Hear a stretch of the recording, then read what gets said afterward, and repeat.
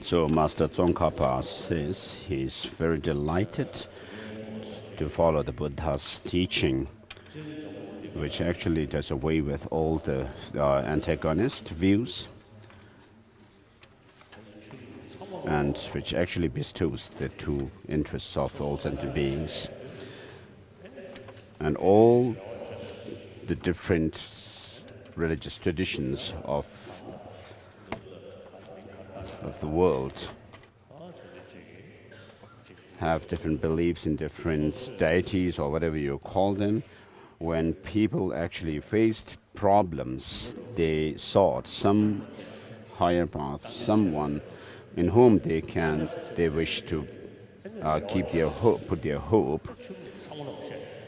When they are unable to do actually or deal with the problems and difficulties in each a small village, when people have problems, they just relied on or propitiated some kind of a deity or spirit, and there is not much philosophical background to these. But then we have the major religious traditions of the world with philosophical background, and all teach love, compassion, contentment, tolerance, self-discipline, and so forth. So all these traditions are helpful to humanity, and therefore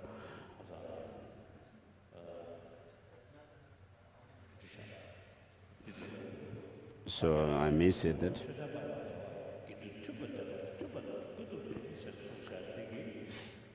so harmony within the community, monastic community, is happiness and so forth. As although there are many different philosophical,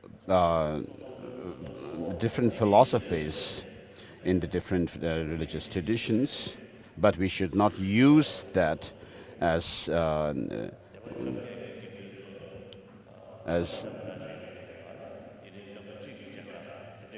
we have the 18 different subsections of Vaibhashikas, which have to be lived harmoniously, and therefore we can extend the same logic to other religious traditions, saying that this is my religion and that is their religion, and then making this division. We should not do that, rather bring ourselves close to each other.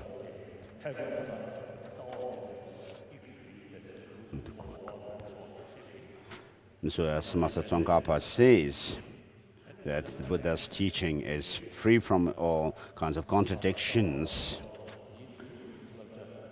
and gives fulfills the hopes of both the hopes or interests of the sentient beings.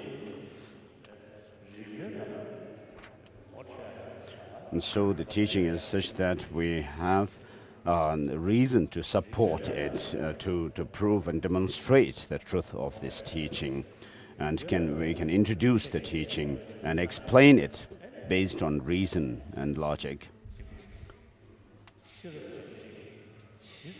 And therefore, an intelligent one, the more he or she scrutinizes this teaching, would gain greater certainty in this teaching. And so, as Lama Tsongkhapa says, it overcomes all opposing challenges. So sometimes when you resort only to scriptural authority alone without using reason, then you would have to say, oh, this is something mystery, or we cannot, and then you would have to accept the contradictions within the teachings. But because of the law of dependent origination in terms of causality, the practice of the teaching leads to higher rebirth, and because of the designation, dependence in terms of designation, you are led to the goal of enlightenment. It's free from contradictions between earlier and later paths. And then within the teaching of the Buddha, of course, there are the teachings of the Shravakas and particular Buddhas, and then also the Bodhisattvayana. And the difference between these, the two basic lower vehicles and the higher vehicle, greater vehicle, is lies in the broadness of one's attitude. So, of course, there are some practices which are sometimes allowed, and then certain practices which are prohibited. And these are in accordance with the purpose and the reason to do so. And so we have, of course, within our own system, with different philosophical systems. And within the Chittamatrians, there are different philosophical sub-schools, and within Madhyamakas also. And so today we'll come across the difference between the Savatantrika Madhyamakas and Prasangika Madhyamakas. All these different philosophical systems are because of the mental predispositions of the followers.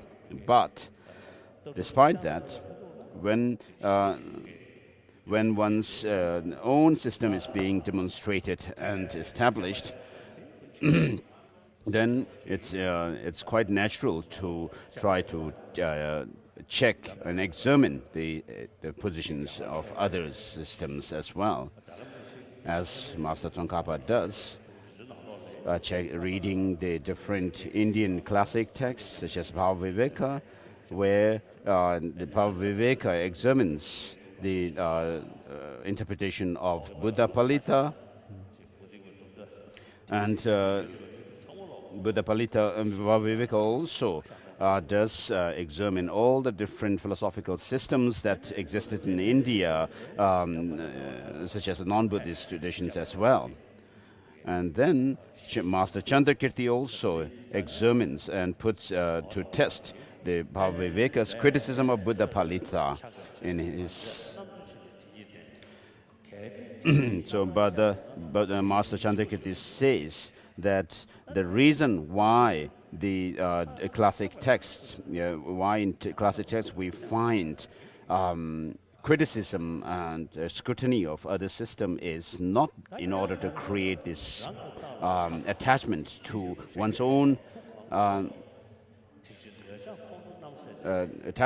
system and aversion to others, but this is to show us the path to liberation. And therefore he says that we should not attach to our own systems. We should not do criticism without attachment to our own system and aversion to others. But we should use our intelligence to scrutinize the teachings. And so these, although we find all these criticisms and back and forth between the different masters, sometimes having learned these, and we tend to actually attach to our own way of understanding, our own way of interpreting the things.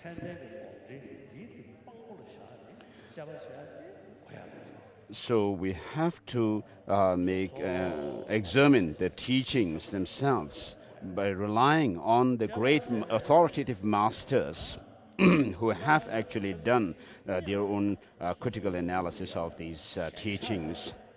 So having learned these, as a result of it, if we actually turn these criticisms to create more bias, then it is not good. So we are all, Tibetan Buddhist traditions, all follow the Nalanda, the pure Nalanda tradition, and going back the tradition of Rashanda Rakshita, and so forth. But we talk about the Nyingma tradition, and within the Nyingma also, and then the earlier and later Dharma traditions. And then if we talk about the Nyingma in general, we have the Karma, tradition, and then the Dharma tradition, which is actually used to clarify the teachings more clearly. And then there are times where there are occasions when the Dertuns, the treasure revealers themselves, between themselves, there are criticism. Then in the Kagyu also, there are these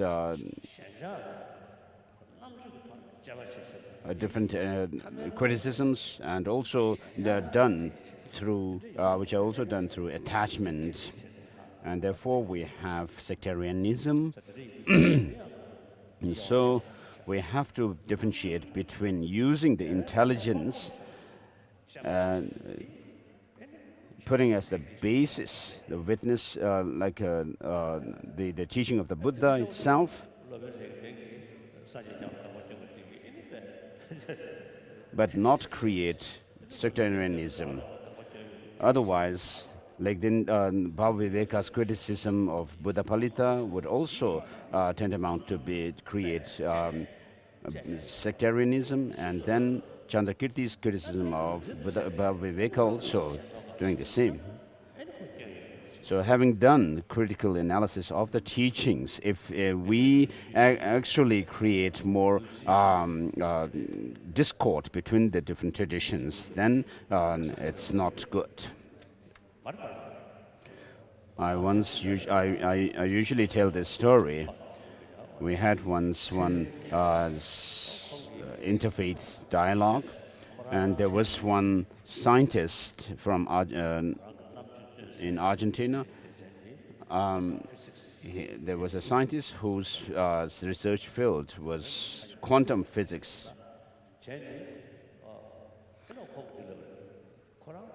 And so he said that he was a researcher, an expert,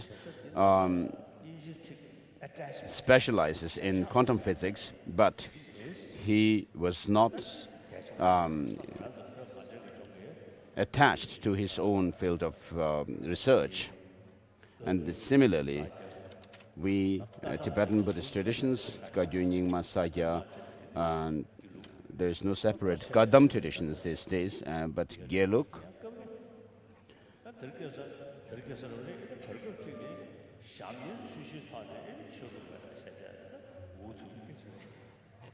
But at some point of time, we have made distinctions between the different Tibetan Buddhist traditions on the basis of the hats, which is really a difficult thing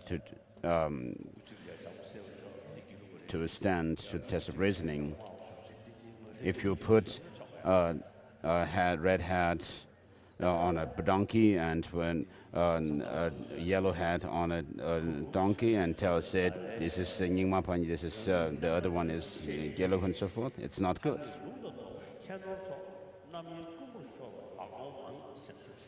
So Kongdang Tenpe Dhamma says that by merely wearing the saffron hat does not mean you are a protector or you are preserving the teaching of Lama Tsongkhapa. But while wearing this saffron hat, with not knowing the 18 volumes of writings, text of Tsongkhapa, and particularly the middle way tradition, and also not neither Lamrim Chenmo of the Sutrayana and Lamrim Chenmo of the Tantrayana. If you just say, I'm Gelugpa, there's nothing really great about you.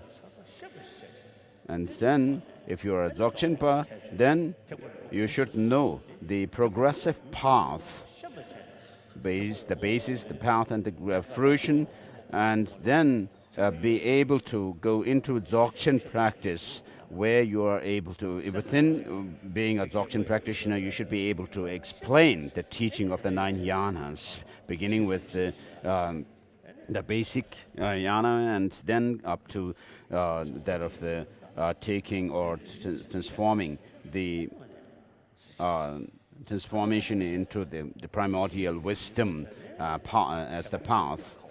So otherwise, it's very difficult to please the scholars or the learned ones.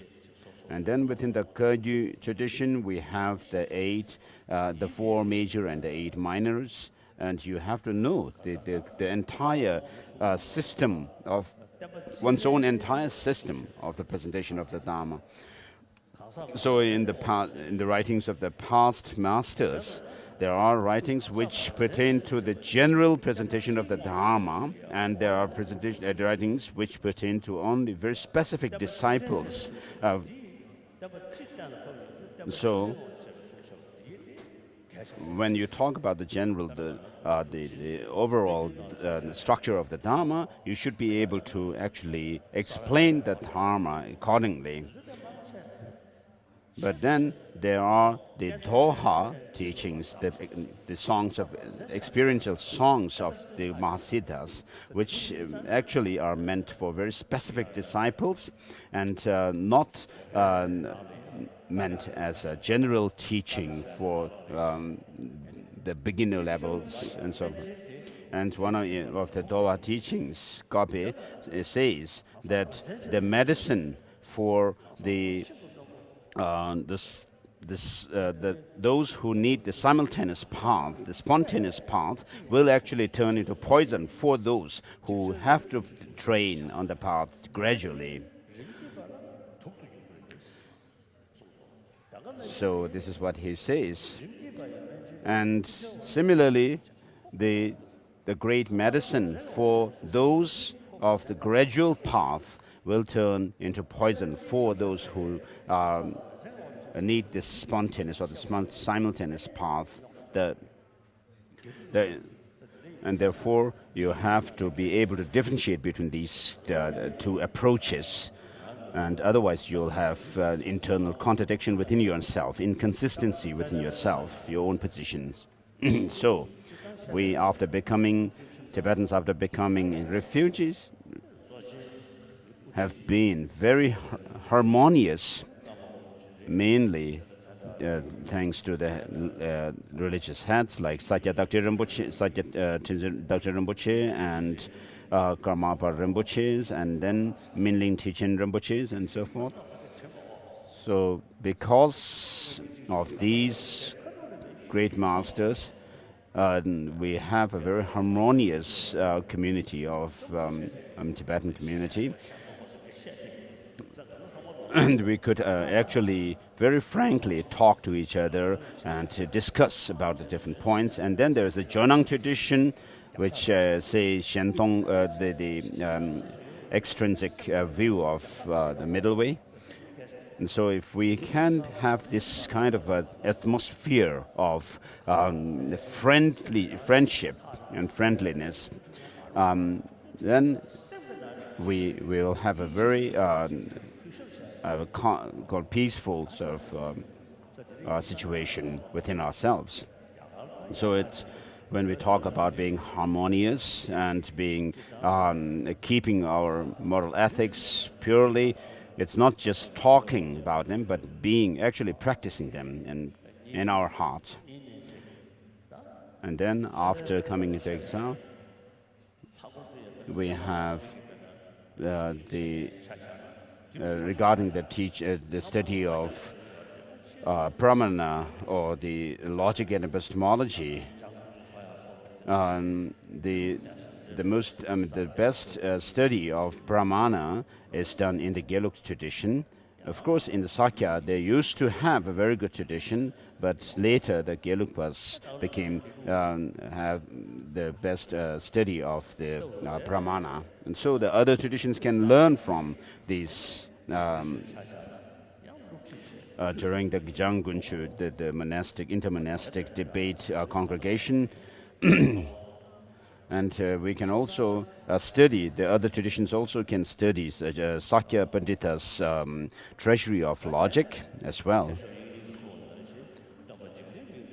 Otherwise, as Master Vasubandhu says, the eye of the world has now closed, and then those with bad understanding and conceptions actually disturb the Dharma.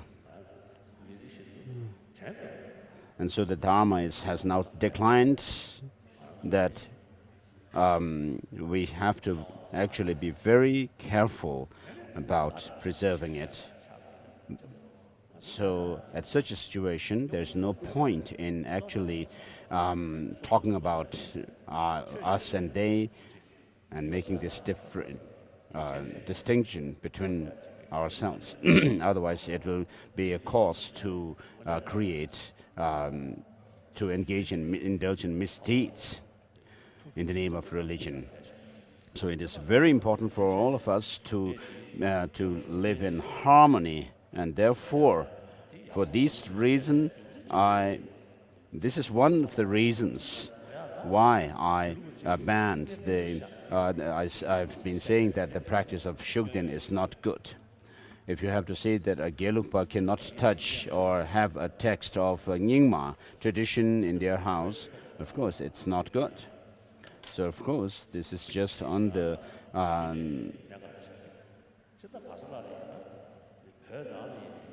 side that I'm talking about it. In the recent times, inside Tibet as well as in exile, in our exile community, of course,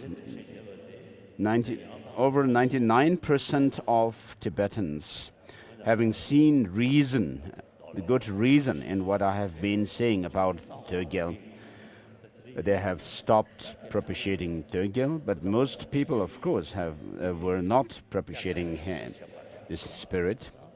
So I do not need to repeat this over and over again. So in this time when I have been giving teaching here, there was no time that I had to raise this issue. But some, out of ignorance, and inside Tibet, there are people who say that the Gelug monastic institutions like Serat, Gaden, and Drepung have actually become Nyingma monasteries because they have stopped propitiation of Shugden. So this is total nonsense. So out of their ignorance, people are saying this, and some even say this intentionally. So even during the time of the Buddha, there were criticisms of the Buddha himself as well. So if relying on the Shugden can actually lead you to liberation, then of course it's good. But the 13th Dalai Lama has said that by relying on by worshipping Shugden, you actually go against the precept of taking refuge in the three jewels with the Dharma and Sangha.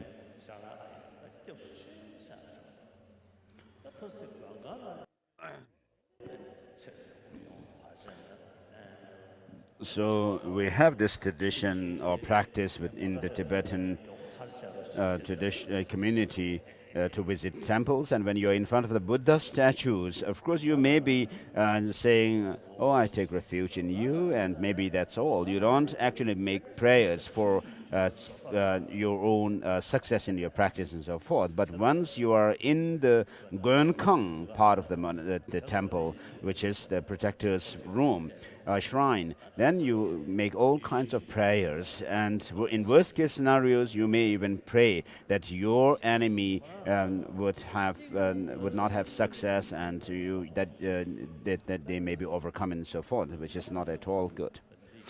And so the 5th Dalai Lama himself has said the nature, the cause, and the function of Dögyel. So this is his words are authoritative, and so when the different teachers of the these different Tibetan Buddhist traditions teach their students how to be a sectarian, then this is not good. They are teaching them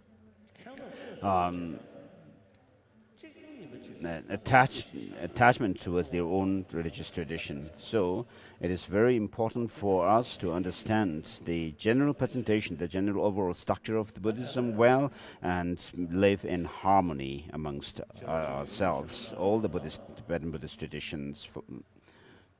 In Lamrim Chenmo, Rinpoche says,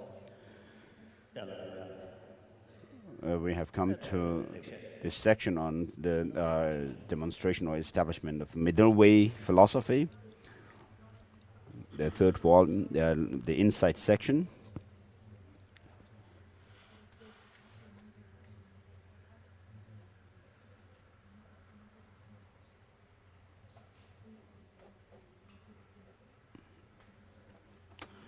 Page 237, paragraph 2.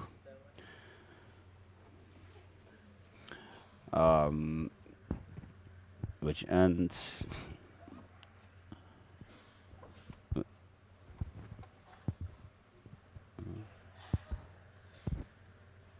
with this citation from clear words of Chandrakirti.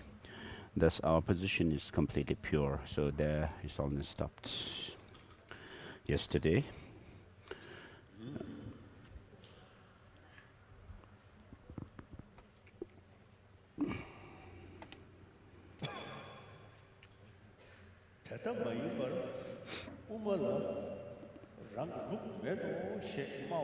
So accordingly, even if you do not know how to set forth a perfect system of the Madhyamaka scholars, you should at least not slander it by claiming that it does not exist. The very acceptance of the reasoning of dependent horizon cuts through the... So thus, our position is completely pure of any logical flaws and definitely does not contradict any traditional presentation of the conventional or ultimate reality, while your position has obvious and severe flaws and does not contradict.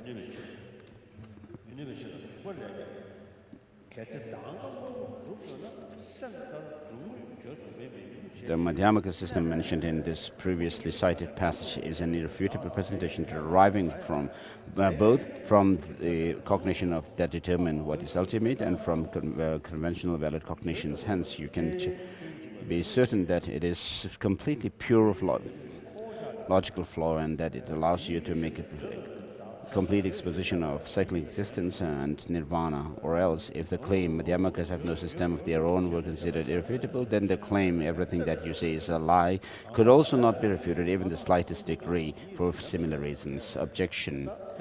And then the reply. And then the quotation from commentary on the middle way, and then the paragraph after that, 238.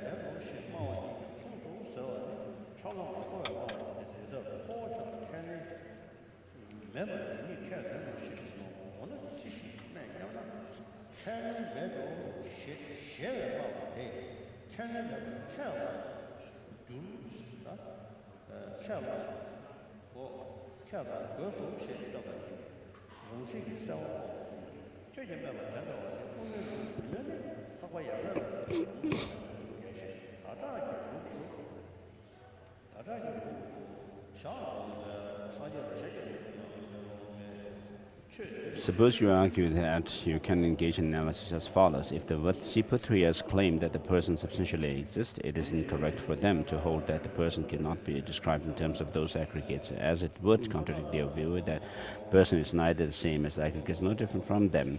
If you do make this argument, then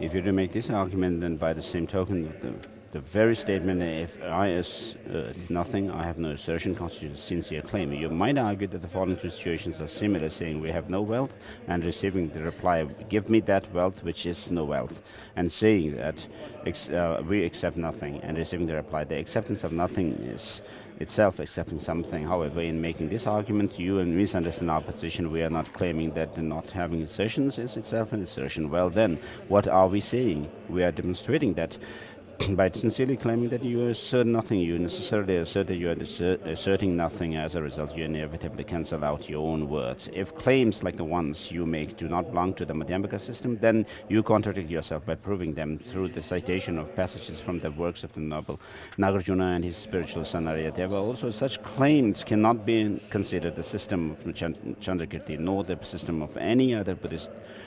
Thus, they fall outside the teaching. Those who claim to advocate the Madhyamaka system, and in particular the system of Chandrakirti, contradict themselves by claiming to have no system of their own. Likewise, it is also incorrect to claim that everything that you set forth is posited only in terms of the perspective of others. In this way, hoping to free yourself from the asserting anything, when you say that you must assert the existence of things such as form only in terms of the perspectives of others, you may not be asserting the existence of things such as form, but you certainly must be asserting that you posit form and such in terms of the perspective of others. So you have not freed yourself from all assertions.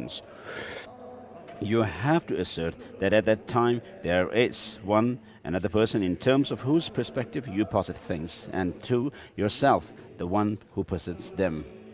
Therefore, the claim that you accept nothing only in terms of perspective of others not only fails to imply that you have no system of your own, it actually vitiates against such a notion. Objection: we do not claim even that we have no system or that we assert thesis only in terms of perspective of others. However, from your point of view, it appears that we make these claims. Reply: this position denies sensory experience that even the Lokayatas cannot deny. When you do not even experience what you yourself claim, how surprising that you should know what we have heard. If you do deny the evidence of sensory experience, then why do you need to insist that you have no assertion? For no matter what you claim, you can deny it later and thus never be faulted. Opponent: we posit even reductio arguments only in terms of the perspective of others. We do not accept them in our own system. Reply: then what does it mean for you to repudiate the Savantantrika system and to have faith in the system of Chandrakirti, the textual founder of the Prasankika system? For just as the autonomous syllogism is inadmissible in your own system, so too reductio arguments are inadmissible. Just as reductio arguments are inadmissible in terms of the perspective of others, you also end up using autonomous syllogisms, as indeed in terms of the perspectives of others. We cannot all call those persons Chittamatrins who accept mind-only philosophy in terms of the perspective of others, but who do not accept it in their own system. Likewise, we cannot call those persons Prasankikas who, while not allowing in their own system reductive arguments that establish the meaning of the middle way, nonetheless posit them in terms of the perspective of others. And since those who advocate this position are also not Savatantrikas, this clearly shows that they are not Madhyamakas. Chandrakirti's commentary on Madhyamaka states, I say this, they exist for the effect, even though they do not. Taking the perspective of the world, I speak of for the self. You cannot use this as a source to prove that all positions are taken only in terms of the perspective of others. Why? One posits phenomena as lacking essential or as intrinsic nature only in the purview of reasoned knowledge that properly analyzes whether such a nature exists. One does not posit this in the purview of an ordinary conventional consciousness. Why? Were that ordinary consciousness able to establish the lack of intrinsic nature, then reasoned knowledge would be pointless, which is absurd. Also, since that same text says, I say they exist, taking the perspective of the world, it means that the existence of forms and such is posited in terms of the perspective of the world. When that text, in the lines prior to those just cited, states that we do not accept the conventional, it means that we do not accept dependent entities as Chittamatras accepts them. It does not mean that we do not in our own system accept the conventional, for it says real dependent entities such as you accept. This stands a response to a Chittamatran argument given in the transitional passage of the commentary on that text. If you use what is valid or reasonable to refute dependent entities, I will use your arguments to refute what you consider the conventional. Hence, the meaning is this. You Chittamatrins believe dependent entities to be things that can withstand rational analysis. I do not accept such conventional phenomena. Hence, we disagree as to whether one can use reason to refute them.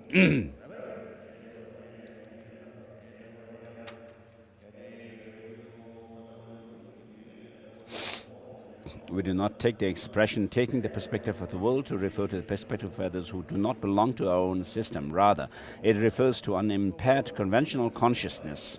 This is because the existence of conventional objects must always be posited within the purview of such a consciousness, and because the valid cognitions that posit conventionalities exist even in the Madhyamaka's own mind stream. Therefore, we take the words, even though they do not exist, to refer to their lack of existence by way of intrinsic character. So the passage should be glossed as, I tell them they exist, even though they do not exist by way of their intrinsic character. It is inappropriate to gloss it as, I say that they exist, even though they do not exist. This is because this passage represents our way of positing conventional objects in which existence by way of intrinsic character is not possible, even conventionally. Also, in the portion of the commentary to his commentary on the Middle Way, what explains that passage, Chandrakirti states that I accept whatever exists or does not exist for the world just as the world does. Thus, that passage cannot be taken to mean that things do not exist. Therefore, since there are many such instances in which the text states that even though things do not ultimately exist, they nonetheless exist conventionally, there is not the slightest fault in taking the existence that is affirmed and the existence that is denied as having different meanings in the passage. I say they exist even though they do not exist. Objection. You still have to explain what Nagarjuna's refutation of objections means when it says that Madhyamakas have no position and thesis.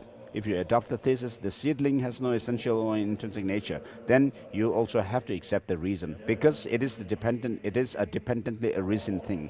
And the example, for example, like a reflected image. Accordingly, you accept that a syllogistic statement creates for the proponent, 1, a reason that has bearing on the subject and has the 2 forms of pervasions, and number 2, a probandum that the reason proves, and 3, an inference that understands that probandum. This being the case, then, aside from simply hating the name autonomous syllogism, why do you go to the trouble of refuting autonomous syllogisms? Reply, the refutation of objections does explain what we have that we have no thesis and positions, just as you have cited it. But since there are also many passages that state that it is necessary to posit assertions, how can simply citing that one passage prove that Madhyamakas have no positions? It is quite true, however, that there has been concern that anyone who holds its absence of intrinsic existence as a thesis is a Savatantrika. This is because this is an exceedingly subtle and difficult point. Our response to that will be explained when we set forth our own position.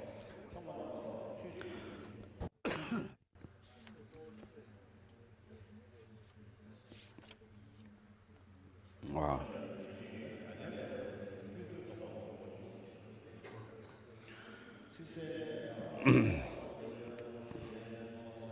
So His Holiness was commenting on the last stanza on page 244, quoting Lama Tsongkhapa, saying that if there is intrinsic nature in things, then we cannot overcome all the elaborations or mental reifications.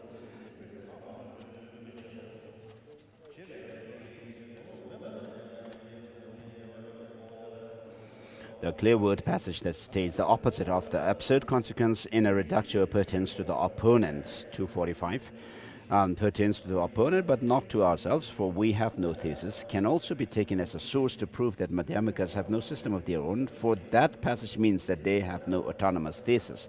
Whereabout the commentary on the Middle Way passage, in which Chandrakirti says that he has no position in his own system, Chandrakirti holds that neither his refutation nor the position he is refuting exist intrinsically. Therefore, when he uses reasoned analysis to refute the other party's belief that causes intrinsically give rise to their effects, asking whether causes give rise to effects through contact with them or without contact with them, this refutation does not apply to Chandrakirti himself because he does not have to assert things that can withstand rational analysis. This is what that passage means. It does not at all imply that we have no system of our own. For Chandrakirti's explanation of the middle way commentary comments on that passage. We do not fall into a similar absurdity in our own system because, from our perspective, the refutation does not refute what it refutes by contacting it, nor does the refutation refute what it refutes without contacting it. This is because neither the refutation nor what it refutes intrinsically exists. Therefore, we do not consider whether they make contact. Why is the rational analysis proposed by the essentialist not applicable to the Madhyamaka refutation?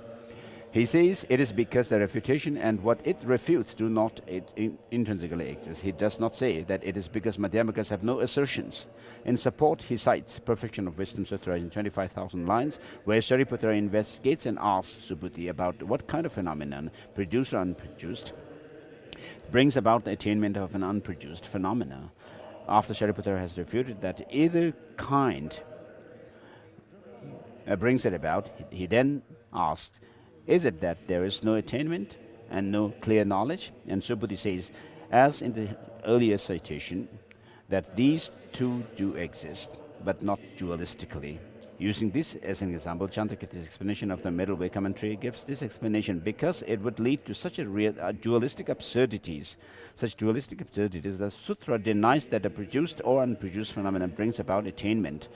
Moreover, as dualistic analysis is inappropriate in the absence of real things, attainment is accepted without analysis. According to the conventions of the world, likewise, it is neither that a refutation and what it refutes come into contact, nor is it that they do not come into contact. Nonetheless, you should realize that conventionally a refutation refutes what is to be refuted. This clearly states that when analyzed in terms of contact or non-contact, refutation does not exist in either way.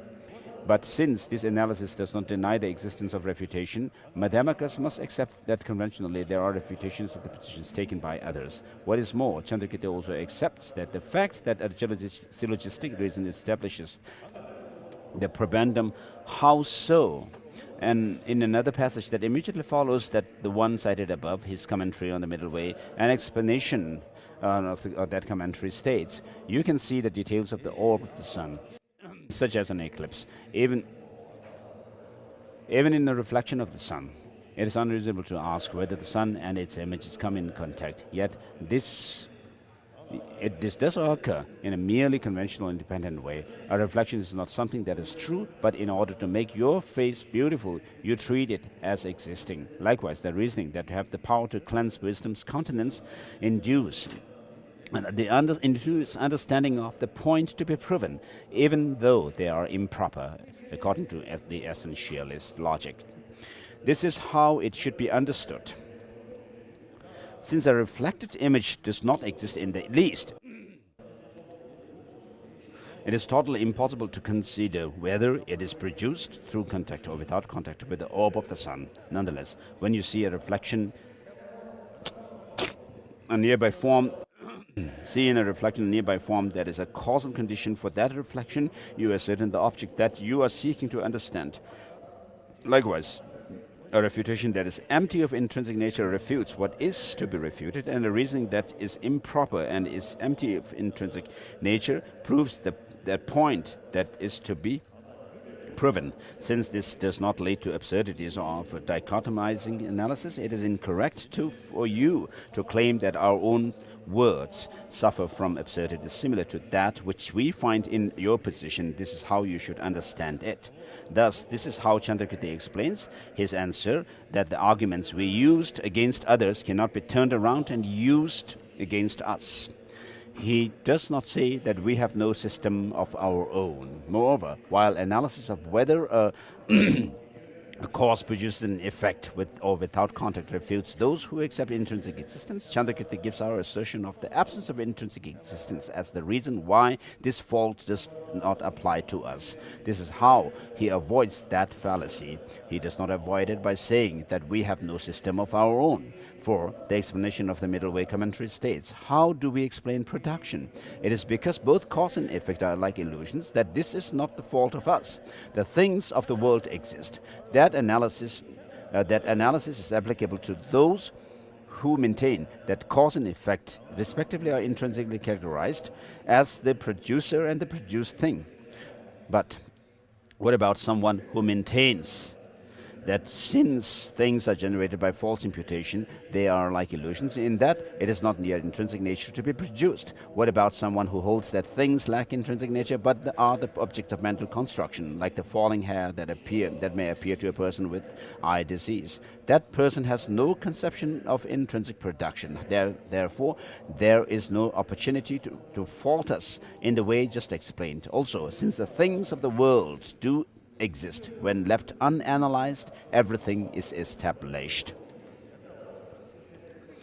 He gives the acceptance of intrinsic character as the reason why fault applies.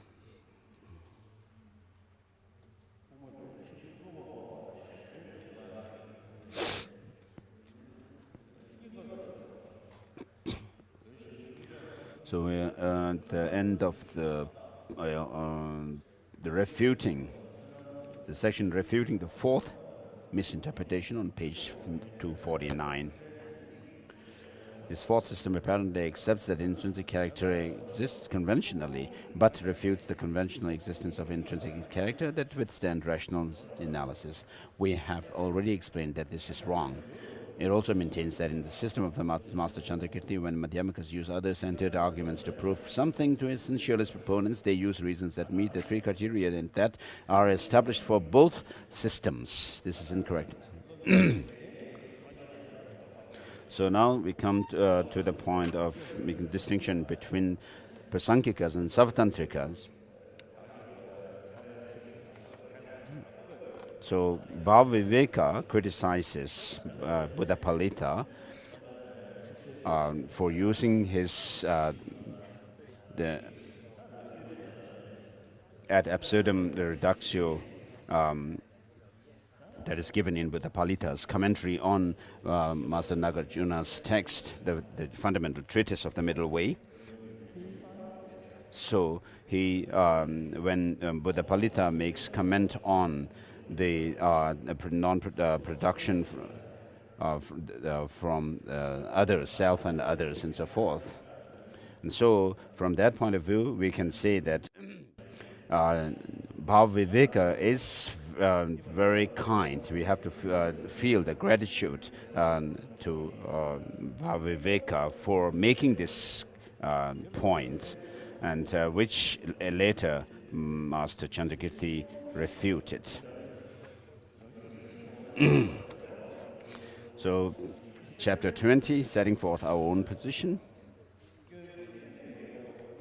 explaining how Prasangikas set forth their own system via refutation of Savatantrika brings about an understanding of both systems. So this is how I will proceed. Chandrakirti's clear word has a great deal to say on this matter, but I'm wary of excessive verbiage, so I will teach only the main points here. There are two divisions: the actual refutation of the autonomous argument, why the faults we find in autonomous arguments do not apply to us. Regarding the first, there are two. The first of these has two divisions, demonstrating a fault that pertains to position, namely that the basis of the subject of an autonomous syllogism is not established. This section has two parts, stating that what Bhaviveka believes and refuting it. What Bhaviveka believes is, the passage from Chandrakirti's clear words on these points appear to be exceedingly difficult to understand, so let me explain by citing and explaining a passage from the clear words. It says, how? In the thesis, sound is impermanent, both the subject and predicate are construed.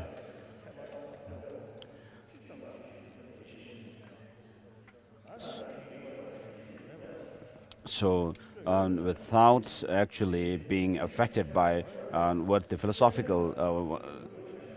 different philosophical systems interpret, just cognizing the object itself. This is comment from His Holiness on this passage.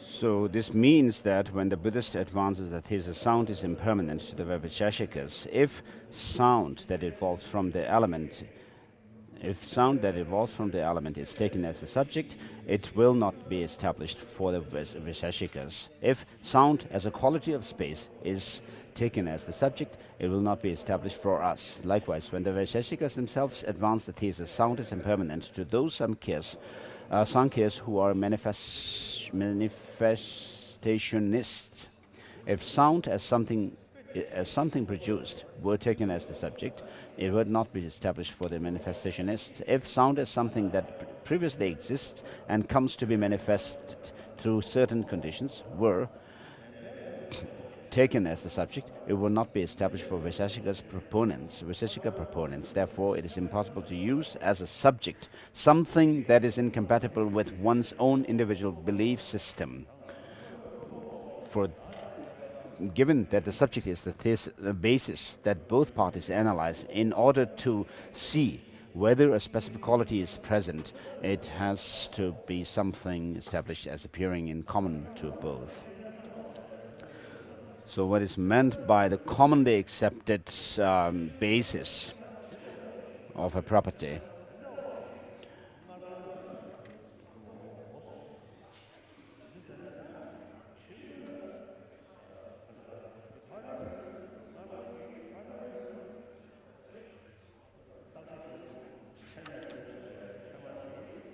So the valid cognition which the protagonist actually claim is the mind which is incontrovertible with respect to the object that appears.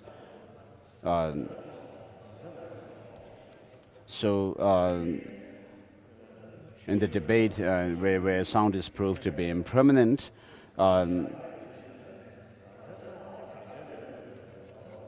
the protagonist or the essentialists say that there is the cognition is actually non-mistaken in terms of how the thing appears to it, which is to say that there is the appearance of an objective existence, and that is actually true. Whereas the antagonists, the Madhyamikas, say that they are not actually true, because that way of existence of things is not there at all. And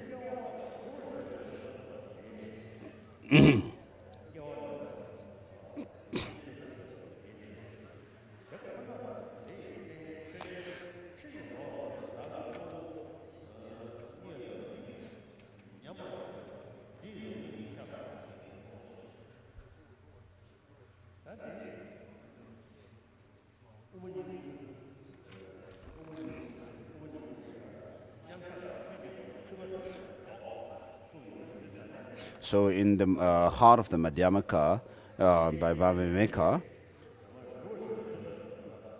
it is said that all the constructions actually disappear in the face of this uncontaminated path, which is absorbed in emptiness directly.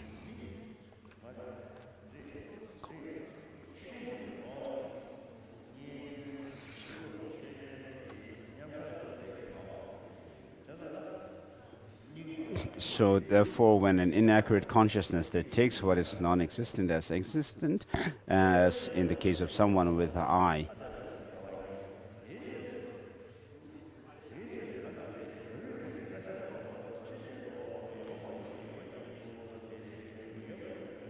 so since accurate, inaccurate, His was making comment on that passage on 254, the first paragraph. Now we are on the next paragraph. Since inaccurate and accurate consciousness are different in this way, inaccurate consciousness cannot exist when accurate consciousness is present.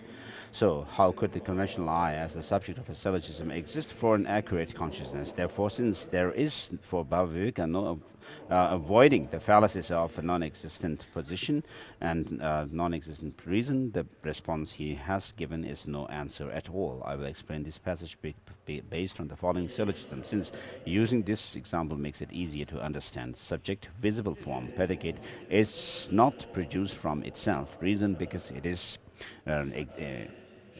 because it exists. For example, like the pot that is right in front of you.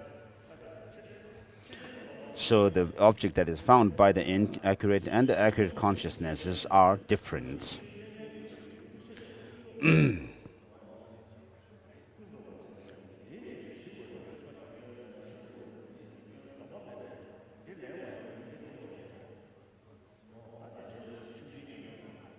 So Master Tsongkhapa is actually commenting on the passage, which says, since inaccurate and accurate is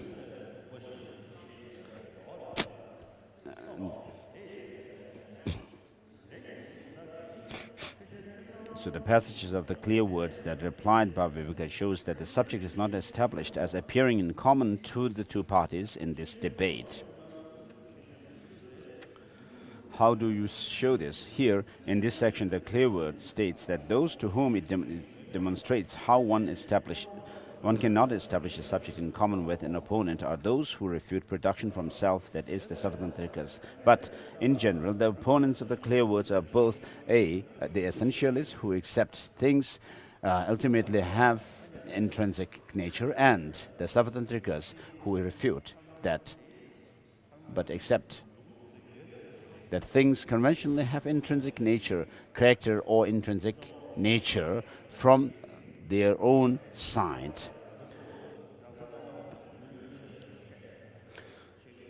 So all these Savatantrikas, including Savatantrikas, these essentialists and so say that the consciousness, cognitions, the inaccurate cognitions are not mistaken with regard to the appearance of objective existence of the things. Savatantrika Madhyamikas are called non-essentialists. However, so as to simplify the terminology in this discussion, opponents of the intrinsic existence will refer to the Prasangikas, and advocates of intrinsic existence will refer to both the essentialists and the Savatantrikas. So according to the advocates of intrinsic existence, visible form, the stated subject of the syllogism must be established by the valid perceptual cognition of the visual consciousness that perceived it. Moreover, if those consciousnesses did not establish visible form in a non-mistaken way, then they could not be perceptions that establish their objects. Hence, they must be non-mistaken. Do non-conceptual perceptions establish their objects in a non-mistaken way?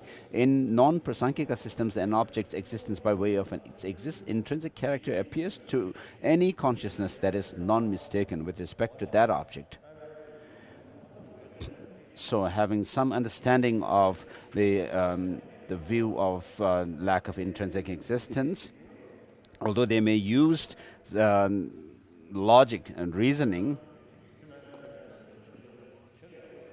but because both the parties have the same view, they have a commonly appearing object.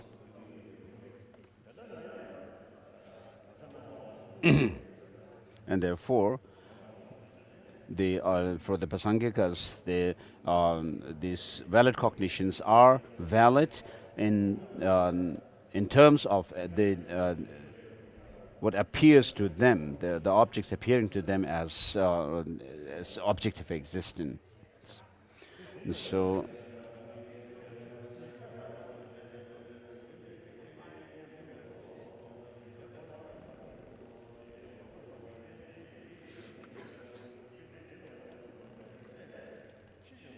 this is something that Bhavaviveka himself accepts. What are those subjects, I and form like?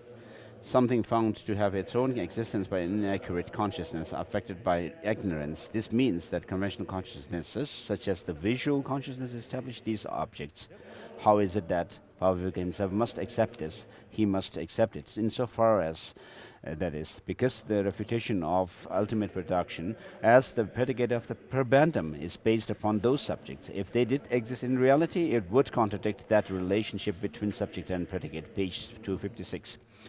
Granted that he accepts things in this way, what does that entail? Those subjects, form, etc., that neither exist in reality nor reality itself, cannot be considered objects found by non-mistaken consciousness. Hence, they are found by conventional consciousness or subjects that apprehend the false objects. And thus, those consciousnesses are mistaken, that is, unaffected by ignorance. Therefore, the mistaken consciousness and objects that appear to mistaken consciousnesses are not found by non-mistaken consciousness. This is because the inaccurate mistaken consciousness and the accurate non-mistaken consciousnesses are different, which is to say that each engages its object by excluding the object of the other. This is the meaning of the Chandrakirti statement that inaccurate and accurate consciousnesses are different. The explanation of that occurs in the passage. Therefore, when an inaccurate, etc., are non-existent insofar as they are merely conventional. Their inaccurate refers to a conventional consciousness that is affected by ignorance, such as the visual consciousness. That such consciousness takes what is non-existent as existent, refers to the fact that whilst form, sound, etc., have no essential or intrinsic character, the sensory consciousnesses apprehend them as having such a character. The way that non-conceptual consciousness apprehend their objects is in terms of mere appearance, and that is why form and such appear to sensory consciousness to exist by way of their intrinsic character. The word it does not perceive, even to the slightest degree, an object that exists, mean that because intrinsic character appears, despite its non-existence, there is no way for those consciousness to establish even the slightest object that exists by way of its intrinsic character. The falling hair is an example of an object that does not exist by way of its intrinsic character, yet appears as though it did. These sentences mean that the sensory consciousness to which things such as form and sound appear are mistaken and are therefore suited to attest that an object exists by way of its intrinsic character. The passage that begins, when an accurate consciousness indicates that non-mistaken consciousness does not at all apprehend form, sound as such. The word accurate refers to non-mistaken consciousness, noble beings who perceive reality such possess such consciousness and no one else. That non-mistaken consciousness does not reify what is unreal. This means that it does not reify or take as existing such things as form and sound, which cannot be final reality. For example, it is like the fact that the visual consciousness of someone without eye does not see an image of falling hair. In that same sentence, the phrase, insofar as they are merely conventional, refers to false objects like form and sound. Non-existent means not existing by way of intrinsic nature. Such conventional objects are not established even in part by non-mistaken consciousness, that is, by consciousness that have final reality as their objects. This is because non-mistaken consciousness do not see such conventional objects. On these points, Chandrakirti cites a proof text by Nagarjuna, the protector, if sensory perception and so forth. This supporting citation states that the four, direct, inferential, scriptural, and analogical, valid cognition, sensory perception, and so forth, do not at all establish an object that exists by way of its intrinsic character. The sentence that begins, since inaccurate and accurate, summarizes the point Chandrakirti has already explained. The sentence, so how could the conventional I, as the subject of syllogism, exist, is not claiming that subjects such as the conventional I are non-existent. Instead, as explained above, it means that a form that exists by way of its intrinsic character or is established by non-mistaken perception cannot be the subject of the syllogism, even conventionally. The meaning of therefore since is that when both the proponents of the essential, so long as one accepts even conventional terms that things have intrinsic character.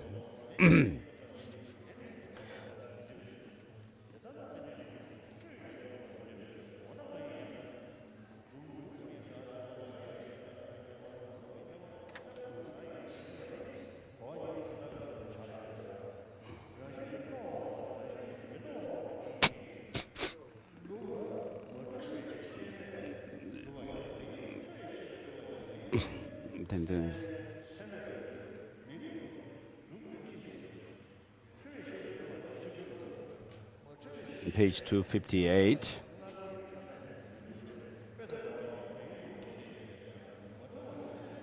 The word non-mistaken, the final paragraph on page 258.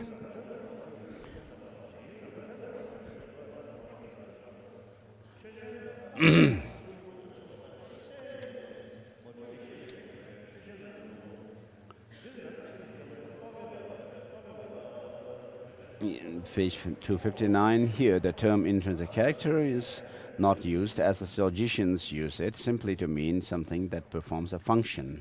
Instead, as previously explained, it refers to something's own intrinsic nature, which any functioning thing or non-functioning thing is believed to have.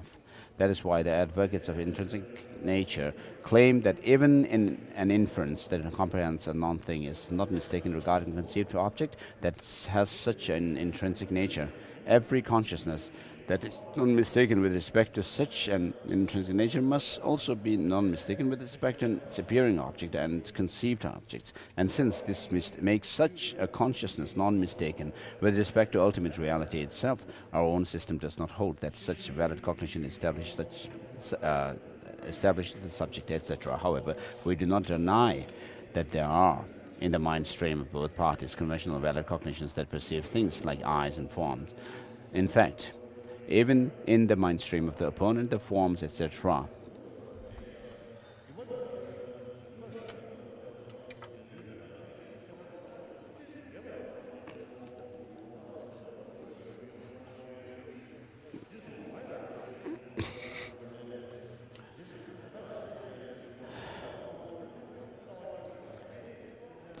259, final paragraph. Living beings who have not developed within their mind streams the view that knows the absence of intrinsic nature possess the third and first modes of apprehension, that is, the apprehension of mere existence and the apprehension of true existence. But they lack the apprehension of things as like essenceless illusions. It is completely wrong to claim that before living beings find the view that phenomena are like illusion, any conception they have of something as existing is a conception of true existence. This is something that I have already explained above in the section that discusses conventional valid cognition, and in the section in which I differentiate the four: intrinsic existence, lack of intrinsic existence, existence, and non-existence. Suppose that this were not the case.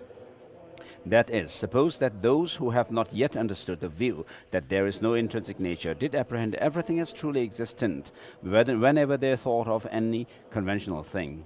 There would ensue a complete logical breakdown of the need for Madhyamikas to accept conventionally the objects that are posited by the world's ordinary conventional consciousnesses, insofar as those consciousnesses are not affected by the previously explained circumstances that cause error. Therefore, since there would be no way to distinguish the ontological status of conventional objects from the ontological status of a putative divine creator, this erroneous view would be a great impediment to understanding the meaning of the Madhyamaka. There are many who show indications of having misunderstood emptiness in this way. They initially engage in many virtuous activities that require conceptual thought. But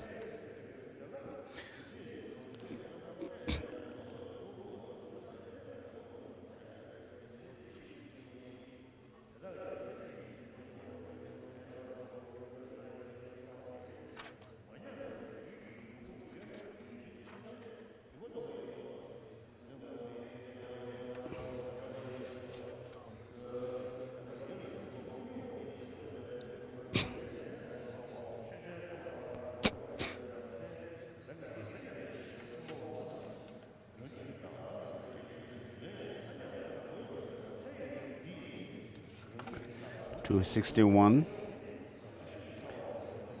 there are Madhyamikas such as the Master Bhavivika who accept that conventionally phenomena have essential or intrinsic character. The conventional existence of essential or intrinsic character is their reason for accepting autonomous reason in their own system.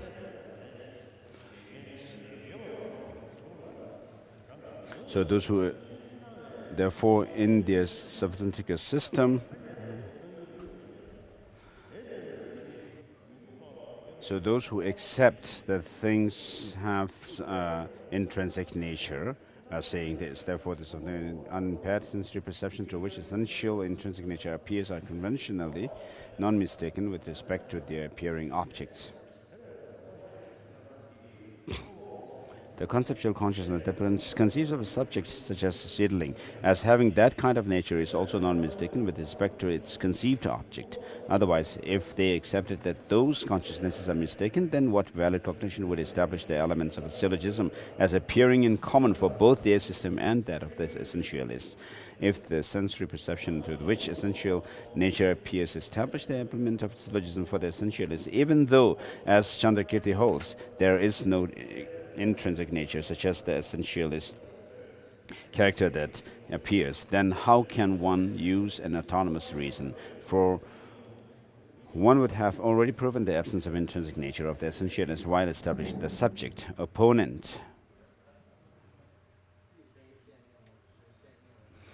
Let the essentialist opponent establish the subject, etc., as they may. It is not necessary for the subject, etc., to be established as appearing in common to both the Madhyamikas and to them. Reply. But that is something that Bhavivika himself does not accept, nor is it correct for him to do so. For if he did, it would entail that all probative reasons and the syllogisms are offered simply in terms of what the other party accepts, and that would make him a follower of the Prasangikas. There are Yogacara Savatrantrikas masters like the Santa Rakshita who assert that external objects do not exist conventionally. However, like those Chittamatrins who are Satyakarvadins, they assert that blue and such conventionally exist in the substance of consciousness. Therefore, since the sensory consciousness to which blue, etc., appear do have a view of them, apprehending them as existing by way of their intrinsic character, Santarakshita and others do not consider the sensory consciousness is mistaken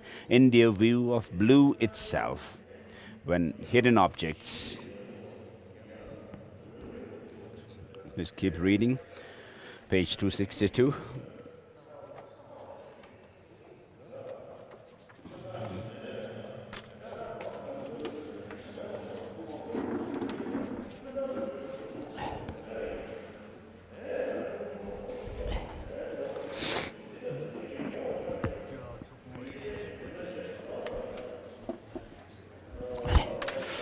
Beach.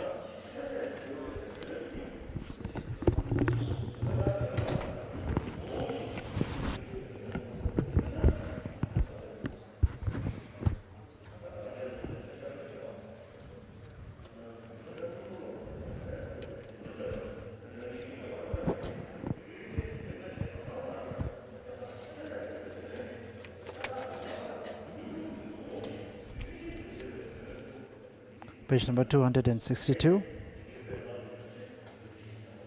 Second paragraph. As I have already explained, they believe that an object that exists by way of its intrinsic character does appear and must objectively exist as it appears.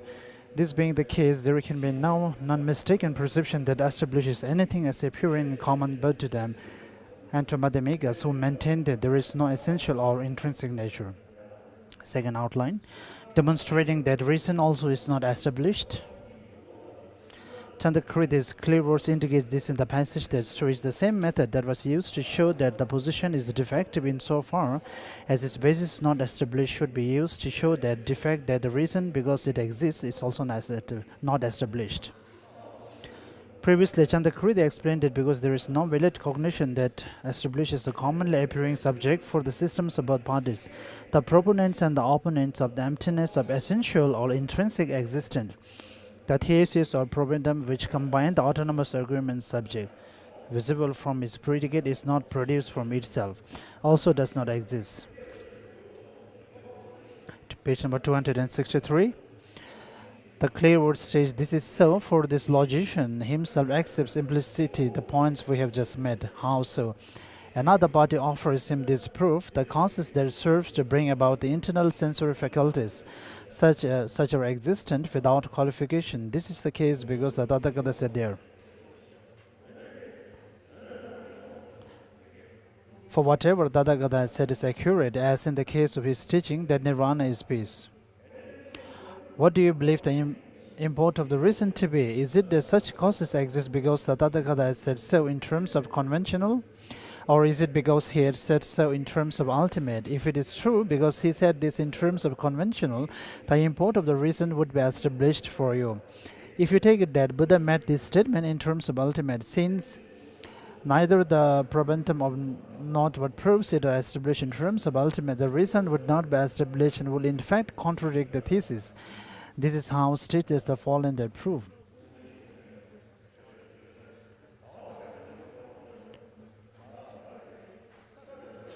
Since it is through such considerations that he asserts that the reason is not established, the reason and so forth are not established for him in any argument that possesses a refined thing as reason, and hence all probative arguments will fall about. Some Tibetans who consider themselves followers of Chandakriti interpret this passage in the following way. Baba Viveka's Blaze of Reasons and other Sautantrika texts put forward the following syllogism. Earth is not ultimately of nature absolutary because it is an element like wind. They say that Chandakriti refutes this approach as follows. If you posit because it is an element ultimately as a reason, then it is not established for you. If you posit because it is an element conventional as a reason, then it is not established for the opponent, the essentialist. If this argument does not induce you to accept that your own reason is not established, then you contradict your belief that the reason that is not established from either of these two points of view must be a reason that is not established. And there are those who say that Baba Viveka is refuted because when he states just being an element as a reason without any specification, recent knowledge does not establish it. But refutation does not proceed in this way. This is not at all purport of the clear roads, nor does accept any such thing. Hence, these individuals misrepresent both systems. Well, then how is the passage to be interpreted? In the passage that states, for this logician himself accepts implicitly the points we have just made. The phrase, the points we have just made, refers to the previously explained method for showing that the subject is not established, and also to the application of that method to the reason. For the text says this in the immediately preceding passage. This being the case, it follows that valid cognitions such as perceptions that establish the subject and reason are inevitably either mistaken or non-mistaken. If you posit an object found by an unmistaken consciousness as a reason or as another part of the syllogism, then it will not be established for the essentialist. If you posit an object found by a non-mistaken consciousness in that role, our own valid cognitions will not establish it. Therefore, autonomous reasons and subjects are not established. This is what we explained above, and it is the meaning of Chandakriti's phrase, the points we have just met. Baba Viveka himself asserts that this kind of analysis leads to positing that a syllogism reasons is not established. To show how Baba Viveka asserts this, Chandakriti cites Baba Viveka's analysis in terms of two truths of his opponent's reason, because the Tathagata said so. Contrary to the misinterpretation proposed above, that analysis is not at all meant as an analysis of whether the state of reason is because the Tathagata has said so conventionally or because the Tathagata has said so ultimately. Why, as explained above, the Baba Viveka's position that you must posit the subject without qualifying it either as real or unreal, just as Baba Viveka accepts that subjects such qualification would not be established for one or the other of the parties, like he likewise accepts that such is the case for the reason, the example, and so forth. Therefore, if Baba Viveka had faulted the example Baba Viveka had faulted the essentialist reason by applying qualifications such as conventionally and ultimately, his argument would be a gross self-contradiction. How could this consummate scholar make such an error?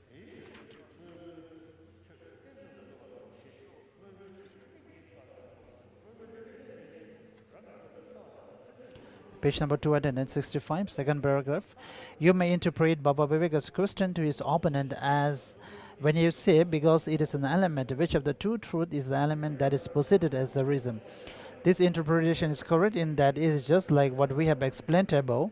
However, if you claim that Baba Viveka is asking in terms of which of the two truths is the element stated as the reason, then you completely misunderstand the position of the opponent. If that is what Baba Viveka meant, then how could he say this to his opponent of the two truths, which is it?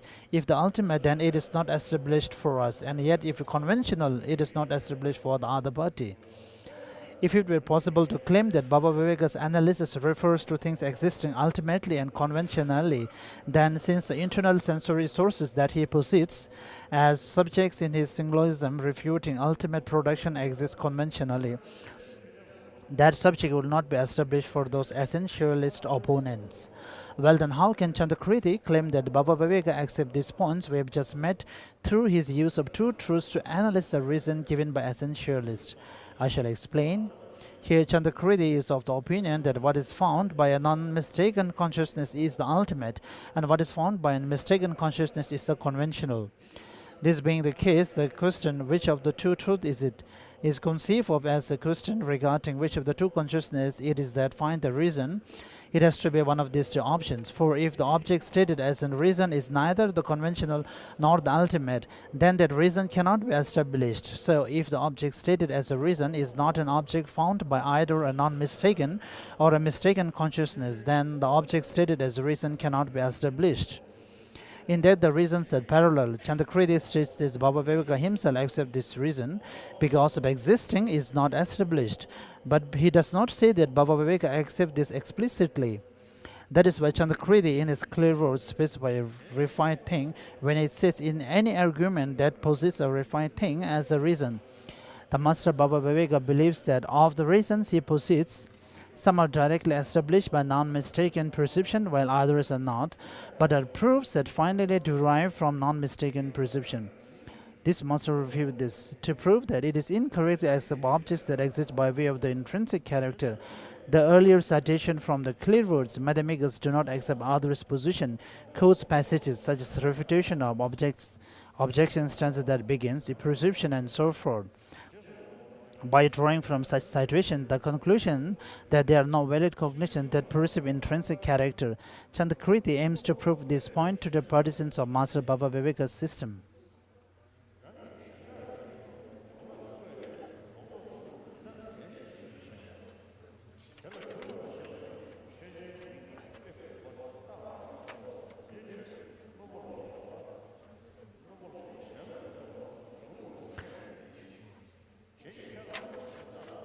We're in page number 269, chapter number 21. Our critic of Sautantrika does not hurt our own arguments.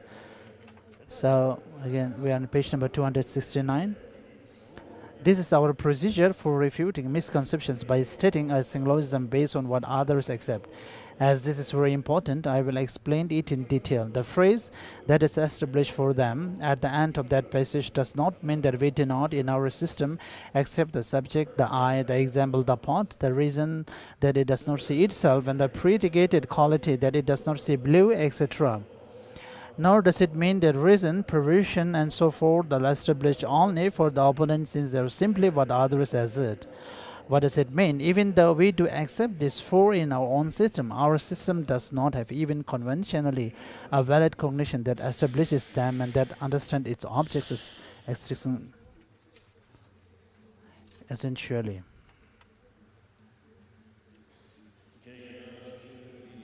What does it mean? Even though we do accept these four in our system does not have even conventionally a valid cognition that establishes them and that understands its object as existing essentially.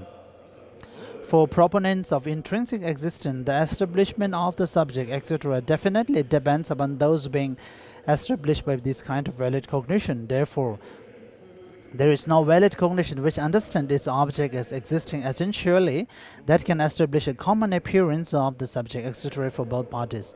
Hence, there is said not to be established for both parties. There is said to be based on what is accepted by or established for others.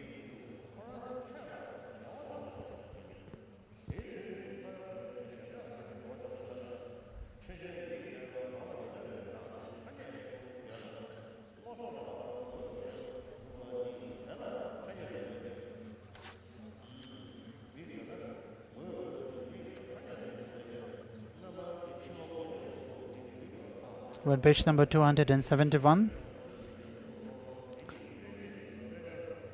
The reply. This should be explained as in Buddha Palida's commentary on the fundamental treatise. For example, through association with water, earth is perceived to be wet. Through association with fire, water is perceived as hot. And through association with jasmine flowers, a cloth is perceived as fragrant. We see that those perceptions of earth is wet, etc., are contingent upon perceptions of wetness, heat, and fragrance in water, fire, and jasmine flowers, respectively. This is something that you yourself accept. Likewise, if things have some essential or intrinsic nature, you would have to perceive that intrinsic nature in regard to thing itself.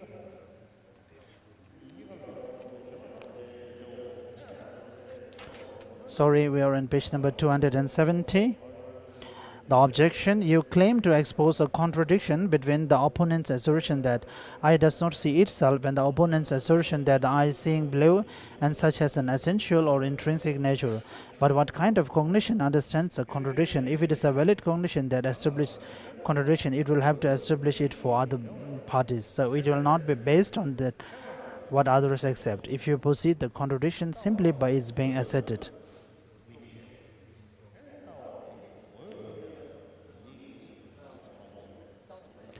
Valid cognition, so to see at a thing, so the seeing itself, if it exists from its own intrinsic nature, then we cannot differentiate between the object of seeing and the consciousness which looks at it. Page number 270, the final paragraph. If it is possible to teach that valid cognition to the opponents and for them to then ascertain the contradiction, why is it necessary to rely on what they accept? Page number 271. As essentially sees it, for something to be a valid cognition that proves the contradiction, it must understand an essentially existent object. But how can we prove the contradiction by accepting for our own part something that does not exist? Once we have shown them that there is no contradiction in positing something as a valid cognition, even though its object lacks essential or intrinsic nature, this type of valid cognition will prove it to them. They will then have found the view that knows the phenomena lack intrinsic nature, so at that point there will be no need to prove to them that if something does not see itself, this contradicts its seeing essentially. Therefore, if you want to understand Chandrakriya's system, you should analyze these points in detail and penetrate their meaning. We're in the final paragraph. Using examples that are acceptable and familiar to his opponents, he leads them to certainty about the provision and counter-provision and then applies them to the case at hand. If the eye had some seeing essence, then its sight of itself should be noticed first. Only then would it be possible to notice that it sees such things as forms and to notice that it sees the component of form within composite things. But since the eye does not see itself, it does not see other things. This is how we demonstrate the provision using what others accept.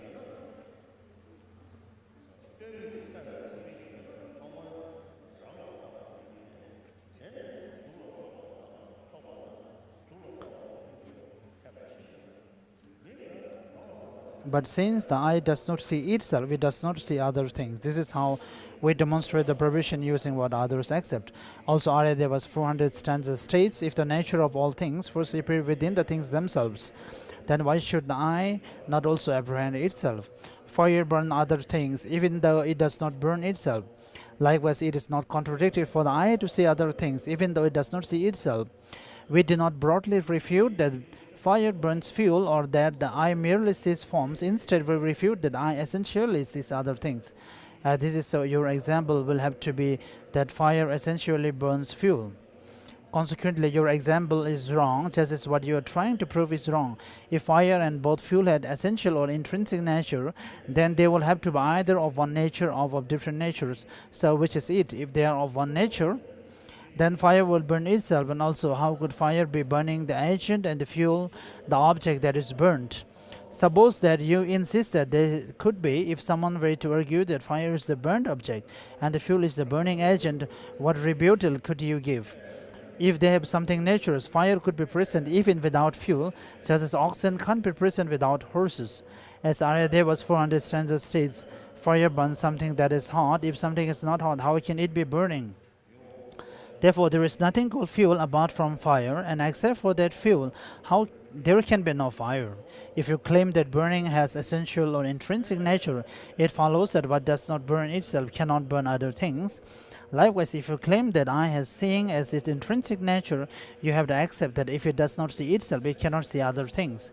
Hence, the above false do not budge.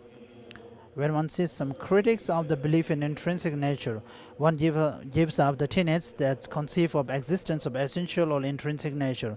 One can then understand that objects and agents are tenable in the absence of intrinsic nature. Hence, one distinguishes the absence of intrinsic existence from non-existence. Consequently, one also distinguishes intrinsic existence from existence, so one knows that valid cognitions that have no intrinsic nature comprehend objects that have no intrinsic nature, and so forth. Page number 273. The valid cognitions that know that fire and fuel like intrinsic nature cannot be perceptions, and thus you have to believe that they are inferences. If that is so, what reasoning are they based upon? If things like fire and fuel have intrinsic nature, they must be either the same or different. After you have seen this, you see that a refutation of both intrinsic natures that are the same and intrinsic natures that are different must entail the absence of intrinsic nature. This fulfills the first two criteria of a correct reason. The ascertainment that there is no intrinsic nature that is the same or different fulfills the third criterion, the reason's presence in the subject. Therefore, it is reason that fulfills the three criteria for being a correct reason capable of inducing inferential knowledge. Based on that reason, one ascertains that fire and fuel lack intrinsic nature. This ascertainment is an inference. In the case of previously opposed suggestion based on what others accept, you should understood that we use the same method to develop the three criteria and corresponding inference. In reductio form, the argument works as follows. If fire and fuel have intrinsic nature, they would have to be either the same or different, and if they are the same, then fire will burn itself, and so forth. This form uses something that the other party accepts as a reason, drawing implications contrary to the other party's beliefs. This example also allows you to understand how to construct other reductio arguments. So, as long as these opponents do not give up their essentialist tenets, they continue to believe that valid cognitions establish the referent objects of the various parts of a syllogism in reliance upon the knowledge of things that essentially exist. The moment that they know with valid cognition the essencelessness of many things, they give up their essentialist tenets. The clear word states. Still, thus the refutation of the essentialist use an inference in which the subject etc. are inferentially established for at least one of the two parties, even if not for both. Yes, it uses a reasoning that is established for the essentialists themselves and not one that is established for the third party. For that is what is seen in the world. In the world, sometimes who wins and who loses a dispute is decided through the testimony of a witness whom both parties accept as reliable. Sometimes, however, this may be decided using only their own testimony, without the need for someone else's testimony to determine who wins and who loses. This is true as much in the realm of philosophical reasoning as it is in the world, for it is only worldly convention that is at stake in philosophical treatise. We are on page number 276, chapter number 22, Analyzing a Chariot. How to use that procedure to generate the right philosophical view within your mind stream. This third section describes how to develop the right philosophical view in your mind stream using a Prasangika procedure. Within this section, there are three parts. How to determine that there are no self in the person has three parts. Actually determining that self lacks intrinsic existence, this has two parts. Giving the example, a sutra cited in Chandrakriti's explanation of the middle way. Commentary says self is a demonic mind, you have wrong view. These composite aggregates are empty, there is no living being in them, just as one speaks of a chariot. So those tenets and philosophical scholars who accept the phenomenon objects as intrinsically existing, so it has been refuted to a large extent in the fundamental supplement to the Madhyamika text by Chandrakriti.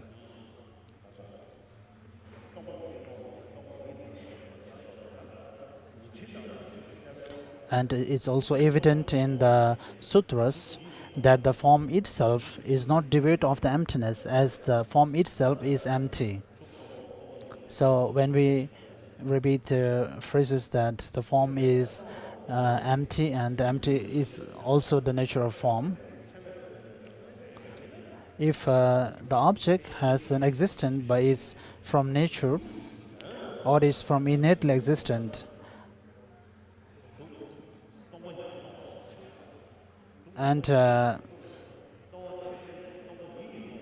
the object to be negated here, if that object itself lacks inherent existence, then that is the establishment of emptiness. So this proves that when we speak about the form itself is being devoid of intrinsic existence, or the form itself is empty.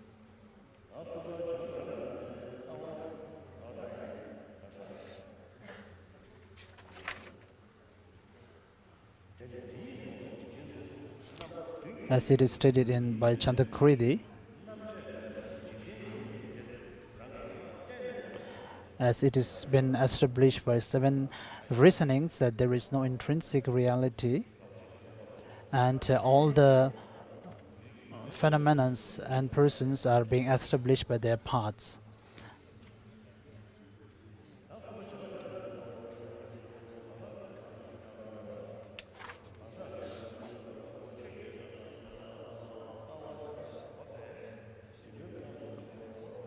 Page number 278, continue.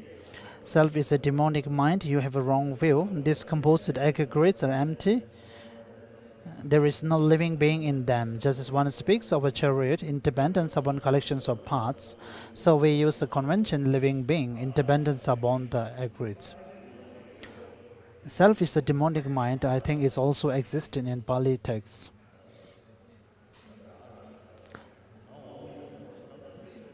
So when we refer to the self, the mere denomination of self is actually not to be refuted. But as it appears to our mind, the self as something existent, or self as a self-sufficient existence. So that kind of self is to be refuted.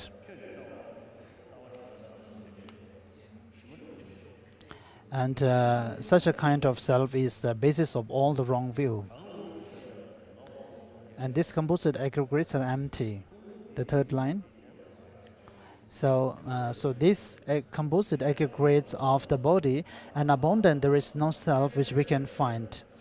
Then the fourth stanza says there is no living being in them. So, if there is, in that case, and if there is no person or person that we can find, but then it says that of course there is a person, but it exists with dependence upon the parts and the body. And due to the different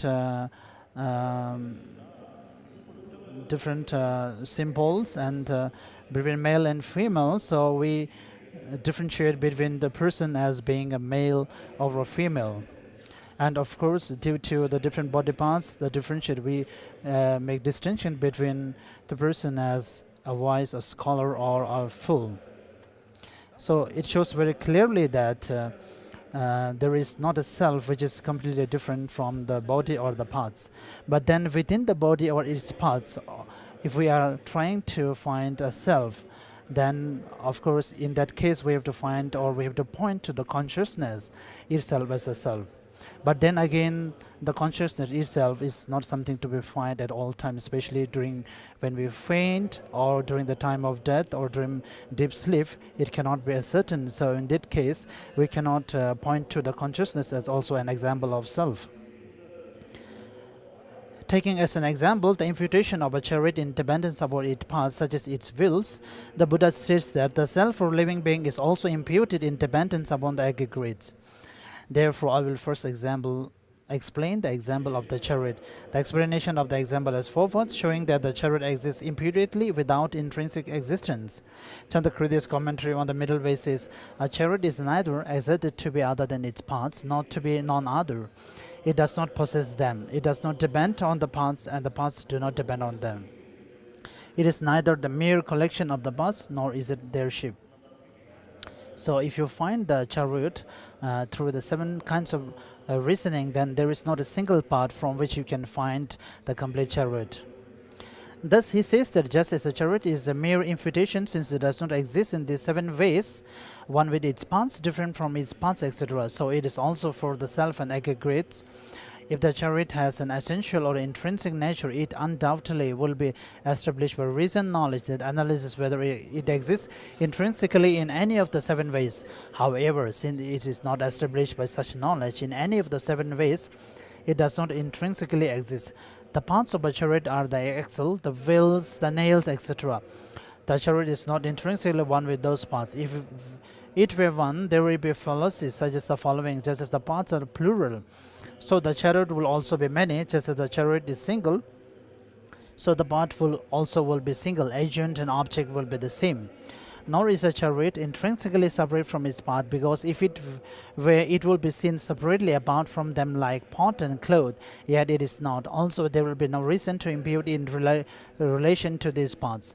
2 of the positions involve positing a chariot and its parts as basis and dependent. A chariot is not the basis for its parts like a bowl holding yogurt, or nor does it rest in its parts like Devadatta in a tent, because such relationships could be demonstrated only if a chariot and its part were essentially separate, but they are not.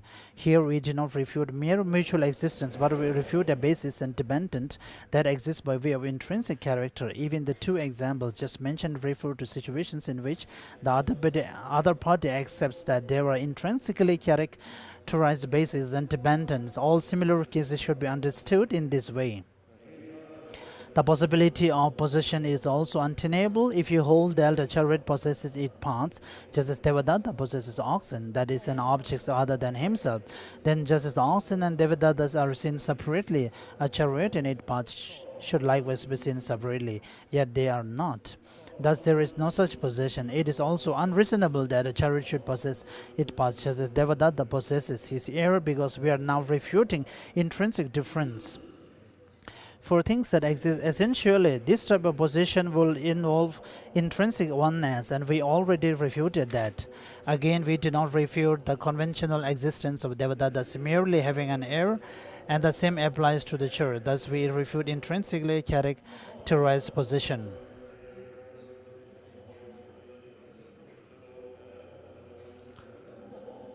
We are in the 2nd paragraph.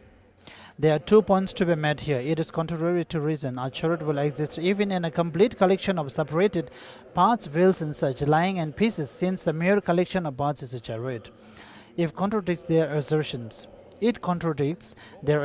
Buddhists essential is assert that there are no wholes, but only mere groups of parts. If there is so, even parts would not exist, because that which is parts, that is wholes, would not exist. Therefore, even mere groups of parts would not exist. The collection of parts could not be a chariot.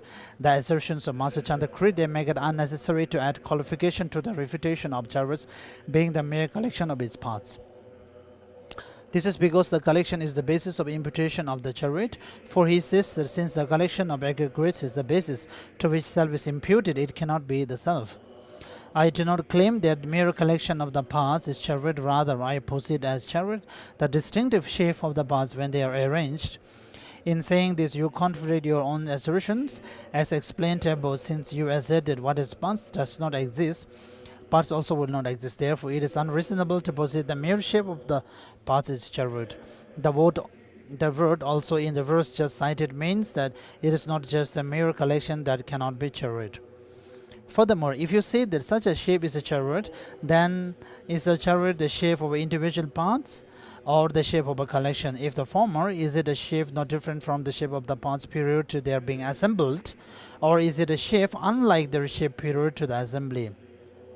Chandakrit's commentary on the middle way points out the fallacy in the first position.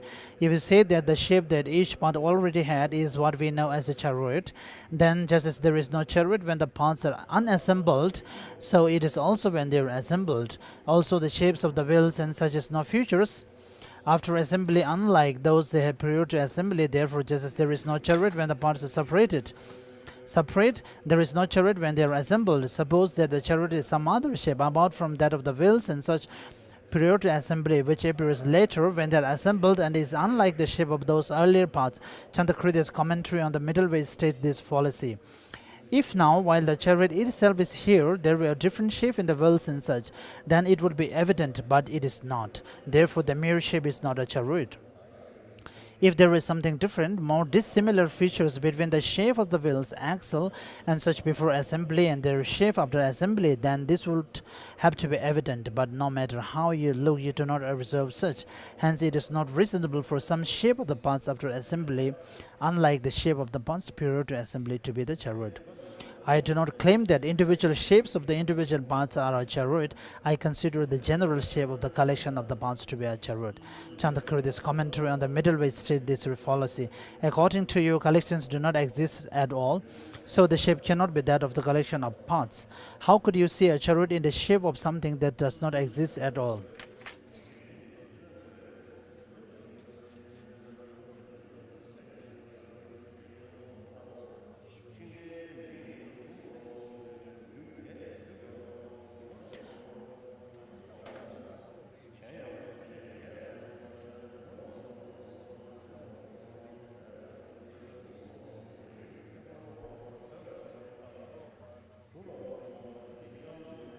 We are on page number 283.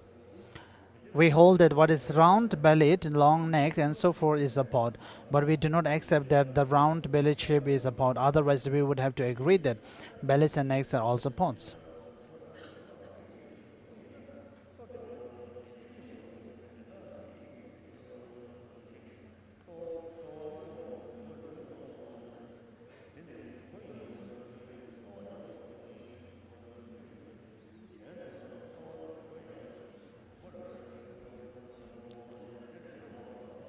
Eliminating objections to that, essentialist objection. When you use reason to analyze the question of intrinsic nature, searching for the chariot in the seven ways just as explained, and you do not find it, then the chariot must exist. Yet if this were so, then conventional designations of chariot would not be met in the world.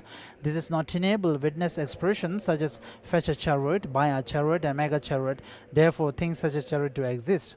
Chandakri's explanation of the middle way commentary shows that this fallacy falls only to you essentialists, not us. First, if it were as you say, then worldly conventions such as fetch a chariot could not exist. For when you posit things as existing, you use reasoned analysis to search so as to see whether they have intrinsic nature. Yet when you sought by such reasoning, the chariot is not found in any of the seven ways. Since you advance no other method for established things, chariots will be non-existent. It seems that nowadays some who claim to advocate the meaning of Madhyamaka put forward as Madhyamaka system, an argument made by advocates of true existence. When reasoning searches to see whether a chariot has intrinsic nature and fails to find a chariot, then a chariot does not exist. An undeniable fall of such assertion is that they make it impossible to give any presentation of conventional phenomena. The following passage from Chandakri's commentary on middle way shows how our position does not have this problem. This chariot is not established in the seven ways, either in reality or for the world. Yet without analysis, just for the world, it is imputed in dependence about its parts. The meaning of this is as follows. When reasoning searches to see whether the chariot intrinsically exists, it is not found in any of the seven ways. This is the case in terms of both of the two truths. But when reason fails to find it in those seven ways, does this refute the chariot? How could it? Reasoning that analyzes whether things intrinsically exist does not establish the assertion of the chariot. Rather, leaving reason analysis aside, it is established by a mere unimpaired, ordinary, conventional, that is worldly consciousness. Therefore, the way a chariot is posited is that it is established as existing imputedly. It is imputed in dependence upon its parts. When a yogi analyzes in this way, reason does not find a chariot, hence the chariot does not exist essentially or intrinsically. However, its parts do exist intrinsically. You are searching for threads in the ashes of incarnated cloud. It is ridiculous if the whole does not exist, neither to the parts, as Chandakri's commentary on the middle way says. When a chariot itself does not exist, neither the whole nor its part exists. Thus the whole does not exist, this part also do not exist. This is untenable because when the chariot is destroyed, the collection of the parts, wheels and such are still evident. No, for only those who have seen the chariot before will think these wheels and so forth are those of a chariot. Others will not think that. When the chariot is destroyed, the wheels and such are not associated with the chariot, and thus they are not parts of a chariot. Therefore, neither the chariot as a whole nor the parts of the chariot exist at that time. At that point, in terms of chariot, neither the whole nor part exists. However, the wheels, etc., are wholes in relation to their components, and these components are their parts. Hence, you cannot possess parts without a whole. Outline number 3, how to establish the chariot under various names. Chandakriya's explanation of the middle way commentary says, our position very clearly establishes the conventional designation of a chariot in terms of what is familiar to the world, what is more. You should also assert any of the chariot's various names in terms of what is familiar to the world without analysis. It is thus that same chariot is known as a whole, as a composite, and as an agent. Living beings are established as appropriators of 5 aggregates. In relation to parts and components such as wheels, a chariot is established as a referent of the conventions whole and composite.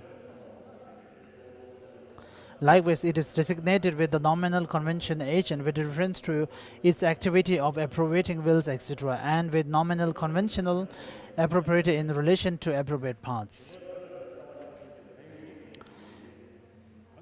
The fourth outline, the advantage that you find view quickly by using the example. Chandakriya's explanation of middle way commentary says, these worldly conventionalities do not exist when analyzed in that way, but exist only through being taken for granted without being subject to scrutiny. Therefore, when yogis analyze these worldly conventionalities through this very process, they will very quickly fathom the depths of reality. What does not So, when we find the reality of the phenomena through different reasonings, so since it cannot be ascertained through this reasoning, this shows or this proves that phenomena does not have a reality existent. This means that it is through such an analysis of the chariot that you quickly fathom the deepest meaning of reality, that there is no intrinsic nature. Thus, it is evident that there is a very crucial point. Yogis who in this way analyze how things exist will develop certainty, thinking, if this chariot exists intrinsically, then when I search the reasoning that looks to see whether it exists intrinsically in any of the 7 ways, seem different and so forth, I should undoubtedly find it in one of the 7 ways, yet I do not find it in any of those 7 ways. It is apparent that despite its not being found, I cannot refute the convention of the chariot. Still, chariot is imputed only by way of the mind's eye being corrupted by flimsy ignorance. It is not intrinsically existent. Such yogis easily enter into reality. Third paragraph. In brief, there are 3 advantages to presenting this topic as explained above. Burning with chariot, the advantage is that it's easy to refute the externalist view that superimposes intrinsic existence on phenomena.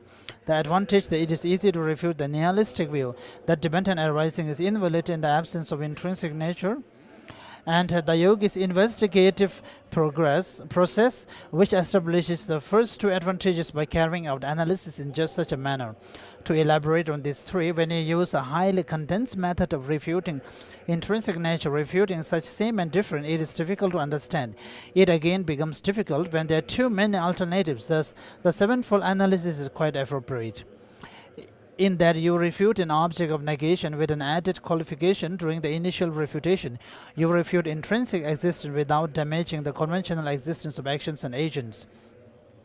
After you have developed certainty that perverted intrinsic existence does not extend beyond the perverter, the 7 ways such as one and different, you then show that each of those 7 is contradicted. When you determine that any one of those 7 is contradicted, this negates the perverter.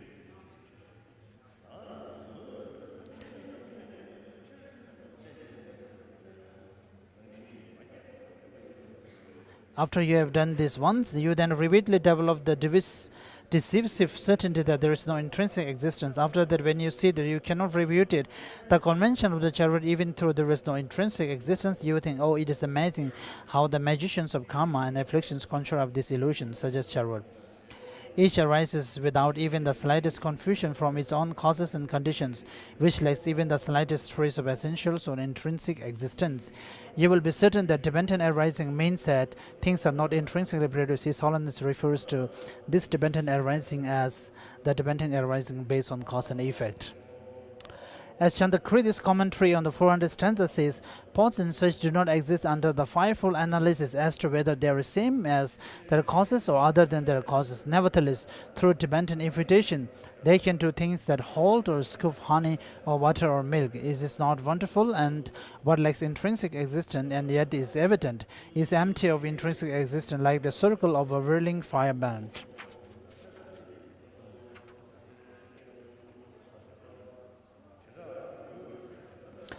We are on page number 290, chapter number 23. The person lacks intrinsic nature, page number 290. The refutation of the position that self is one with aggregates. In the general case, we see in the world that when a phenomenon is mentally classified as accompanied, it is precluded from being unaccompanied.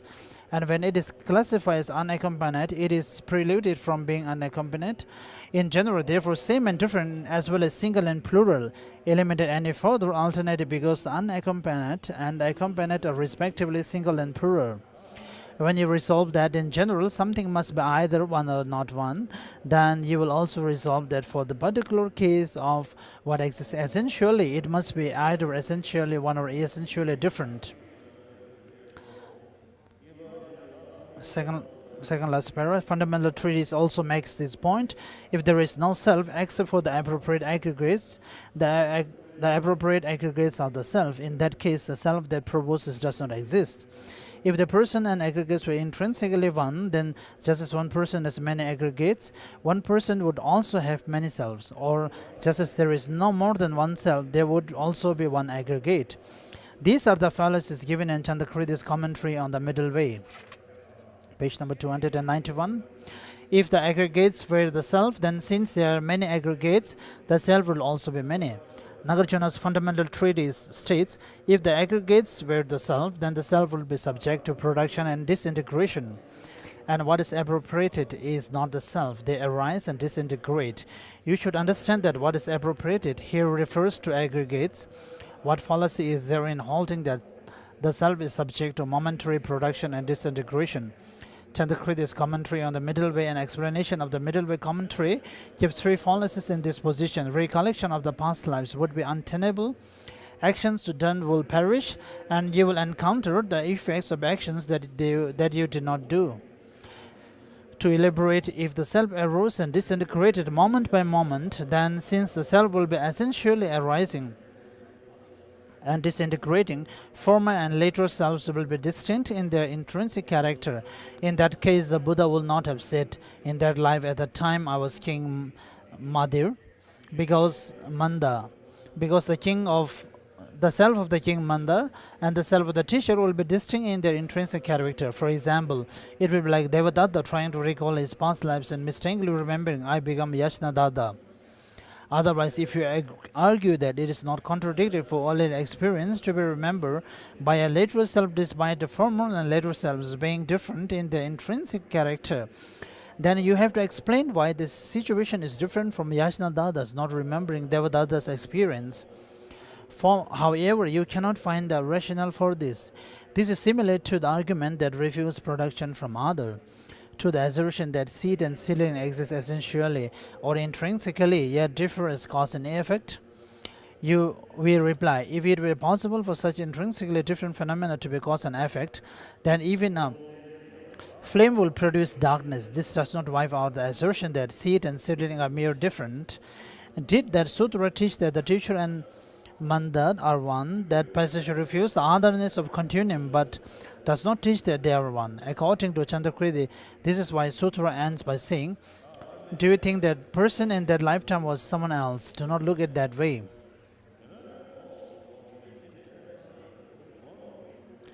We are on the final paragraph. Actions done will perish, page number 292. Second, actions done will perish. Some claim that if the self was in each moment arising and disintegrating by way of its own intrinsic character, then later selves will still enjoy the effects of the actions of earlier selves. I refute this assertion in below, so here I argue that if this were the case, there would be no experience of the effects of previously accumulated karma, because the self that is the agent of an action will disintegrate prior to the experience of its effect, and there will be no other self to have such experience. Since earlier and later things are not essentially different, there is no later self that is essentially different from the former. If the effects were not experienced by earlier self, then the effects must not be experienced. Refute below the reply that such former and later selves are in the same continuum. Hence, you cannot escape the fallacy that actions that are performed will perish. We are on page number 293.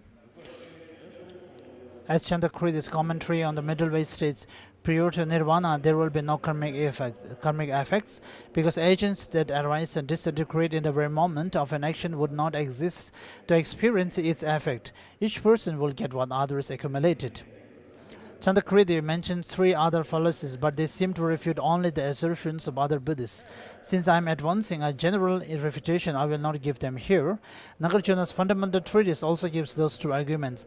If this self were different from that of an earlier life, it will arise even without other having existed. Likewise, that earlier self could remain there in that life without the self dying. This self could be born. There will be observed consequences such as the severing of the continuum with the wasting of actions, and each person experiencing the effects of actions performed by others. This gives the 2 fallacies that Chandakri uses, the wasting of actions and the experiencing of the effects of actions performed by others. The phrase "if this self is different" means if the self of an earlier lifetime and the present self are essentially different. If this were the case, then since a present self would not in any way rely upon the self of the earlier life, it will arise without depending upon their former self. Also, just as a cloth does not disintegrate when a pot is created, the former self will remain without disintegrating when the later self was born. We could be born here in this life without dying in our lives. This is what the passage means. When page number 294, as Chandakri's commentary on the middle way states, if you claim that there is no fallacy in a continuum that exists in reality, I already explained the fallacies of such a continuum when I analyzed this above. As to how it was analyzed, the same text states, because the phenomena associated with Maitreya and Ubagupta are different, they are not included in one continuum. It is not reasonable that what is distinct in its intrinsic character should be included in a single continuum. If phenomena are distinct in their intrinsic character, then like 2 different continua, they are not to be posited as a single continuum. Also, the 27th chapter of Nagarjuna's fundamental treatise says, if a human and a deity were different, it will be untenable for them to be a single continuum. In short, whatever is essentially other must be asserted to withstand analysis by reasoning that analysis the way that it exists. There is nothing, not even the slightest particle, that withstands analysis when such reasoning analyzes in detail. Hence, if a later self experiences the effects of karma accumulated by an early and intrinsically different self in the same continuum, this cannot be distinguished from the completely parallel case of selves that are in different continua. You must realize that this argument applies to all such cases. Since the one who experiences in a past life and the one who remembers in a later life are not the same, the recollection of earlier experiences and the enjoyment of the effects of previously accumulated karma are untenable even in our own system, just as in the case of persons of different continua. We do not incur that fallacy, for in the systems of others who do not assert essential existence, it does not work for the experiencer and the rememberer to be in the same continuum, but in our system it is not contradictory for them to be in the same continuum. For example, if a dove has been on the thatched roof of a house in which there is a container of yogurt, one can see its footprints there in the yogurt, even though its feet did not enter the container of yogurt. Similarly, the person of this life has gone back to the former life. Yet it is not contradictory that such a person should remember experiences there. Chandakri's commentary on the 400 states, we dispense with any notion that the causes and effects are same or different.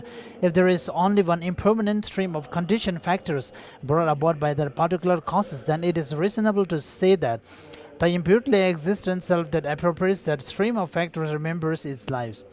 things do not exist by way of intrinsic character, it stands to reason that they encounter various conditions and are changed. Therefore, you should carefully examine the astonishing fact that things have causes that do not exist by way of the intrinsic character. Page number 295, same page, the final quotation. Nagarjuna's fundamental treatise states, if fuel were fire, then agent and object will be one. The entire process is explained for the self and appropriate aggregates on using fire and wood as analogies along with pot and cloth and so forth. Also, Chandakrida's commentary on the middle way states, it is clearly not right for the appropriated to be one with what appropriates. If it were thus, then object and agent will be the same. Thus, if the self were one with aggregates, there will be many fallacies. It will be pointless to assert a self. There will be many selves. Object and agent will be one. Actions that were performed would perish. The effects of actions not done will be encountered, and the statements by Buddha about remembering past lives will be invalid. So to not assert that the self and the aggregates are one. The refutation of the position that self is different from aggregates. The self and the aggregates are not intrinsically one, but what fallacy is there in asserting that intrinsically different? Nagarjuna's fundamental treatise states that the fallacy in this, if the self were other than aggregates, it would not have the characters of the aggregates. If the self were essentially different from the aggregates, it will not have the aggregates' characteristics of arising, remaining, and disintegrating. For example, a horse is something other than a cow, so does not have the characters of a cow. If someone still thinks this, take from Chandakrida's clear words, this syllogism based on what others accept. The aggregates cannot be the basis for the conventional imputation of a self and cannot be objects apprehended as a self, because the self is non-composite, like a flower in the sky or nirvana. If the self do not arise and disintegrate, then it will be permanent. Since there is no way to avoid the implication that the self will be permanent, it will be pointless to impute a self, because, as Buddha Palita points out, it will be impossible to engage in virtue or turn away from non-virtue. Nagarjuna's fundamental treatise says, it is just not correct for the self to be other than appropriated aggregates. If it were other, it will be apprehended without the appropriated aggregates, yet it is not. And Chandakrida's commentary on the middle way says, therefore, there is no self other than aggregates, because without aggregates it is not apprehended. Non-Buddhist philosophers, not realizing that self is a mere name and yet saying that it is untenable for it to be one with aggregates, superimpose the self, which is something other than aggregates, as a matter of tenet. However, the ordinary conventional consciousnesses in their mind streams do not see it that way. You should repeatedly practice so as to reach solid certainty that arguments such as this contradict the existence of a self that is essentially different from the aggregates. For if you do not develop genuine certainty about the critique of the positions of one and different, then even though you may desire that person lacks intrinsic existence, it will be just an unproved propositions. Hence, you would not obtain the authentic view. Seeking to analyze whether the person exists in reality, you should analyze whether the person, if existent in reality, will be one with or different from the aggregates. If the person were one with the aggregates, then there are conclusive criticisms, such as the implications that agent and object, example, fire and fuel, will be one. If fire and fuel are held to be one, you must use mundane valid cognition to refute that position. A tenet that is not shared by both parties is not an effective critic. Likewise, there is argument to the position that self and aggregates are different, that if they are essentially different, then like form and mind, they would have to be seen as separate, yet they are not. This is presented in terms of non-apprehension of such a difference by ordinary consciousness. Unique tenets are not an effective critic.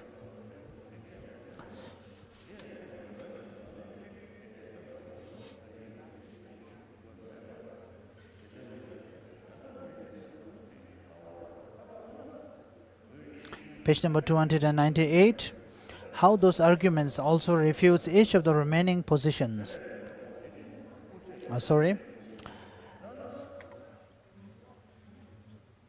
Page number 298. Therefore, when you trace all the roots of probative and critical arguments back to their source, you arrive at the unimpaired conventional consciousnesses of the two parties. If someone asserts something that contradicts those consciousnesses, then both parties will see that their experience refutes it.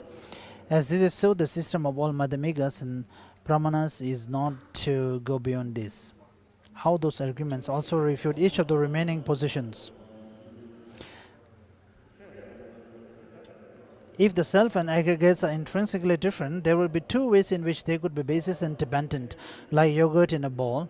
Either the self could exist in dependence upon the aggregates, or the aggregates could exist in dependence upon the self. However, as in the explanation of the Charvak, since they are not intrinsically different, they do not exist at basis and dependent. Chandrakirti's commentary on the middle way states, the self does not intrinsically depend on the aggregates, and the aggregates do not intrinsically depend on the self. While such conceptions should be correct if they are intrinsically different, since they are not intrinsically different, those are misconceptions. The position that self possesses the aggregate is also similar to what was explained with regard to the Charvak, so it should be understood accordingly. Chandrakirti's commentary on the middle way states, we do not hold that self possesses the aggregate of form. Why? Since the self does not exist, possession by the self is meaningless. If they are different, then it is like having cattle. If not, then it is like having form. However, the self is neither the same as nor different from the form. Having cattle is, for example, Devadatas having oxen. Having form is, for example, Devadatas having form. Is a mere group of aggregates the self? This is also incorrect, because the self is said to be imputed in dependence upon the five aggregates, and it is not tenable for the basis of imputation to be the object imputed. The commentary on the middle way, the Buddha's discourses state that the self depends upon the aggregates. Therefore, a mere group of aggregates is not the self. Furthermore, Chandrakirti's commentary on the middle way and explanation of the middle way commentary state the fallacy that if a mere collection of aggregates were the self, agent and object would be one. This is because anyone who claims that self appropriates the individual aggregates must accept that it appropriates all five aggregates. Hence, it will appropriate the collection of the aggregates as well.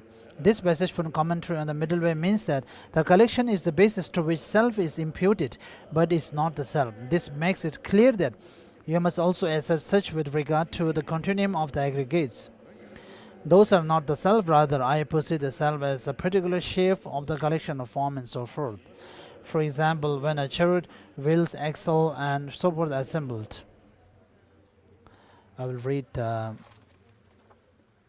Short Land of Lamrim, the experience song first.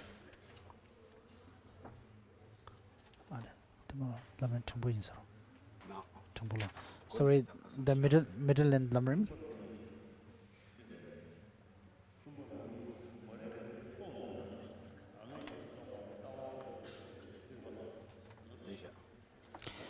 Middle and Lamrim, page 249.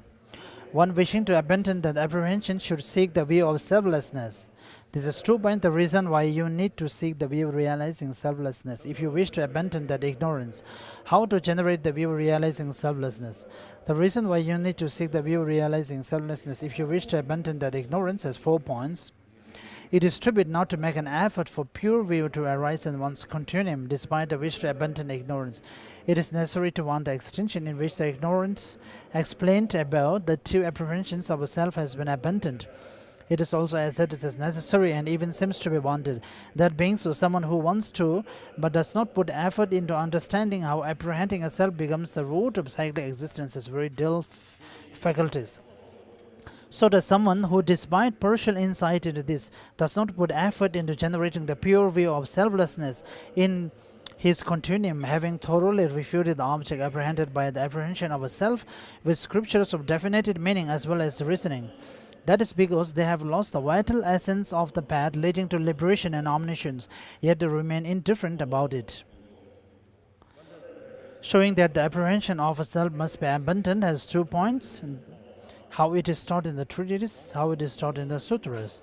This is why the glorious Dharmakriti said, without these objects being negated, they cannot possibly be abandoned. Abandoning hatred, desire and so forth, connected with false and positive qualities, is not done by not seeing these in objects, not through some external approach.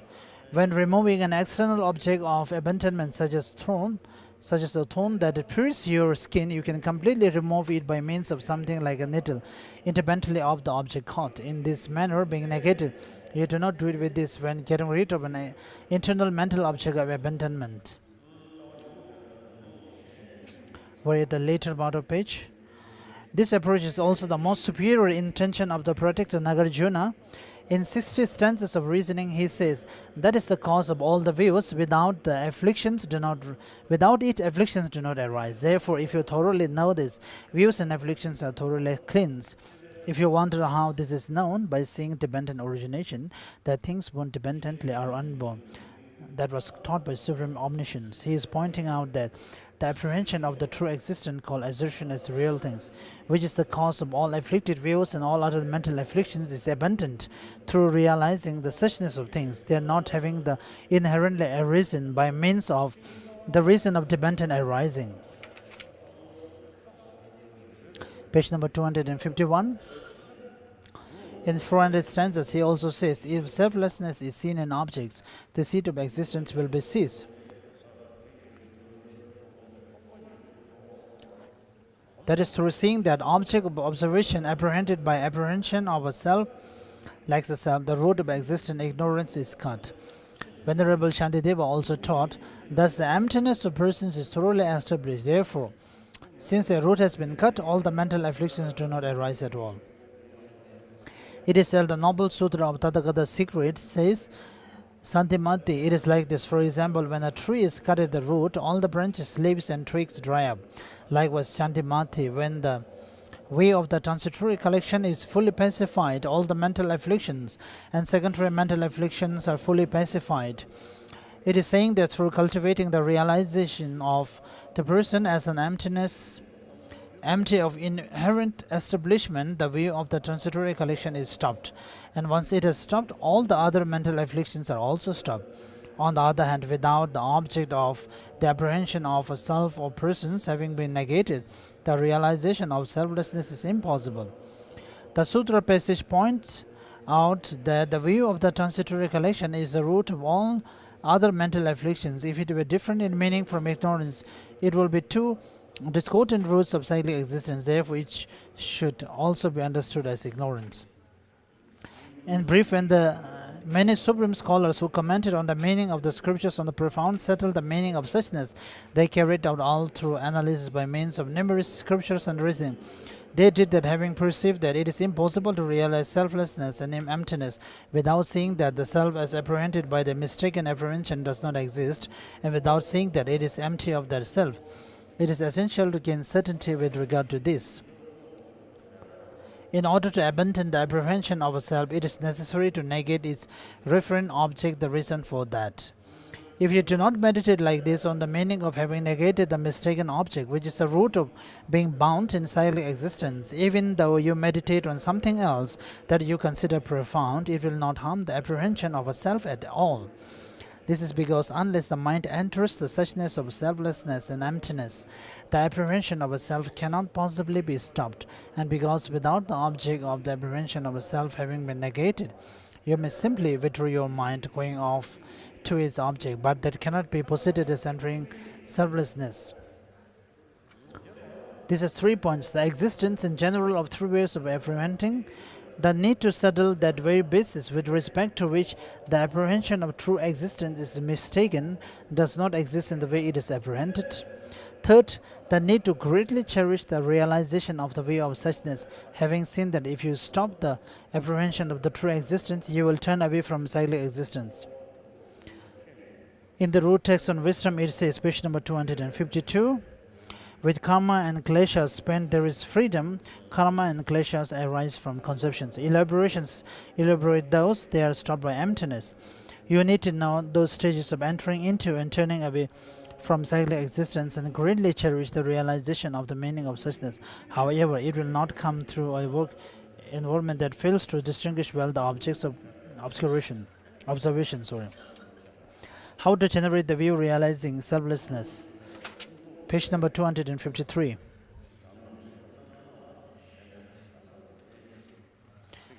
The stages of generating the two views of selflessness.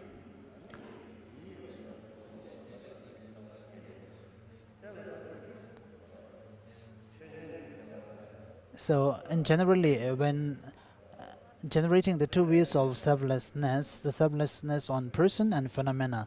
So, the selflessness on phenomena acts as a basis, and through it arises the selflessness of person. But in terms of avoiding or eliminating the two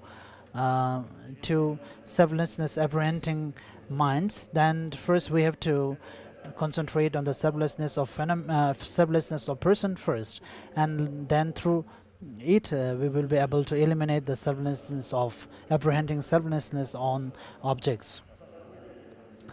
As for the stages in which page number 253, as for the stages in which the true apprehension of a self arises, the apprehension of a self of phenomena generates the apprehension of a self of persons. Still, when you engage in the suchness of selflessness,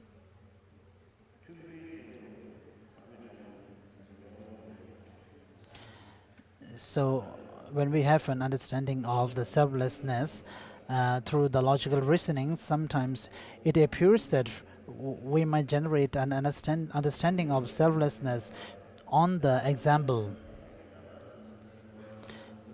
So generally it is not the way to gain the correct understanding through the example. Persons are in earth or water, are in fire, wind or space, are in consciousness. If they are none of this, what could persons be other than that? Since beings are composites of 6 elements, they are not real exactly like that. Each element is a composite too, and therefore is not real either. It is a stated first person, and then basis it is imputed to the elements such as earth. So I will end here. There is an important announcement here. There will be no Lamrim teachings tomorrow morning or afternoon. Tomorrow, 10th December, is the 23rd anniversary of conferment of the Nobel Peace Prize to His Holiness the Dalai Lama. In the morning only, beginning 9 a.m., in the courtyard of Drepung, there will be speeches by His Holiness and by Indian and Tibetan representatives. An award will be presented to His Holiness by the Gelugpa tradition of Tibetan Buddhism in recognition of his extraordinary contribution to humanity. The program will be translated, so everyone is welcome to attend. I repeat the announcement once again. There will be no Lamrim teachings tomorrow morning or afternoon. Tomorrow, 10th December, is the 23rd anniversary of the conferment of Nobel Peace Prize to His Holiness. In the morning, around 9 a.m., in the courtyard of Drepung, there will be speeches by His Holiness and by Indian and Tibetan representatives. An award will be presented to His Holiness by the Gelugpa tradition of Tibetan Buddhism in recognition of his extraordinary contribution to humanity. The program will be translated, so everyone is welcome to attend. Thank you.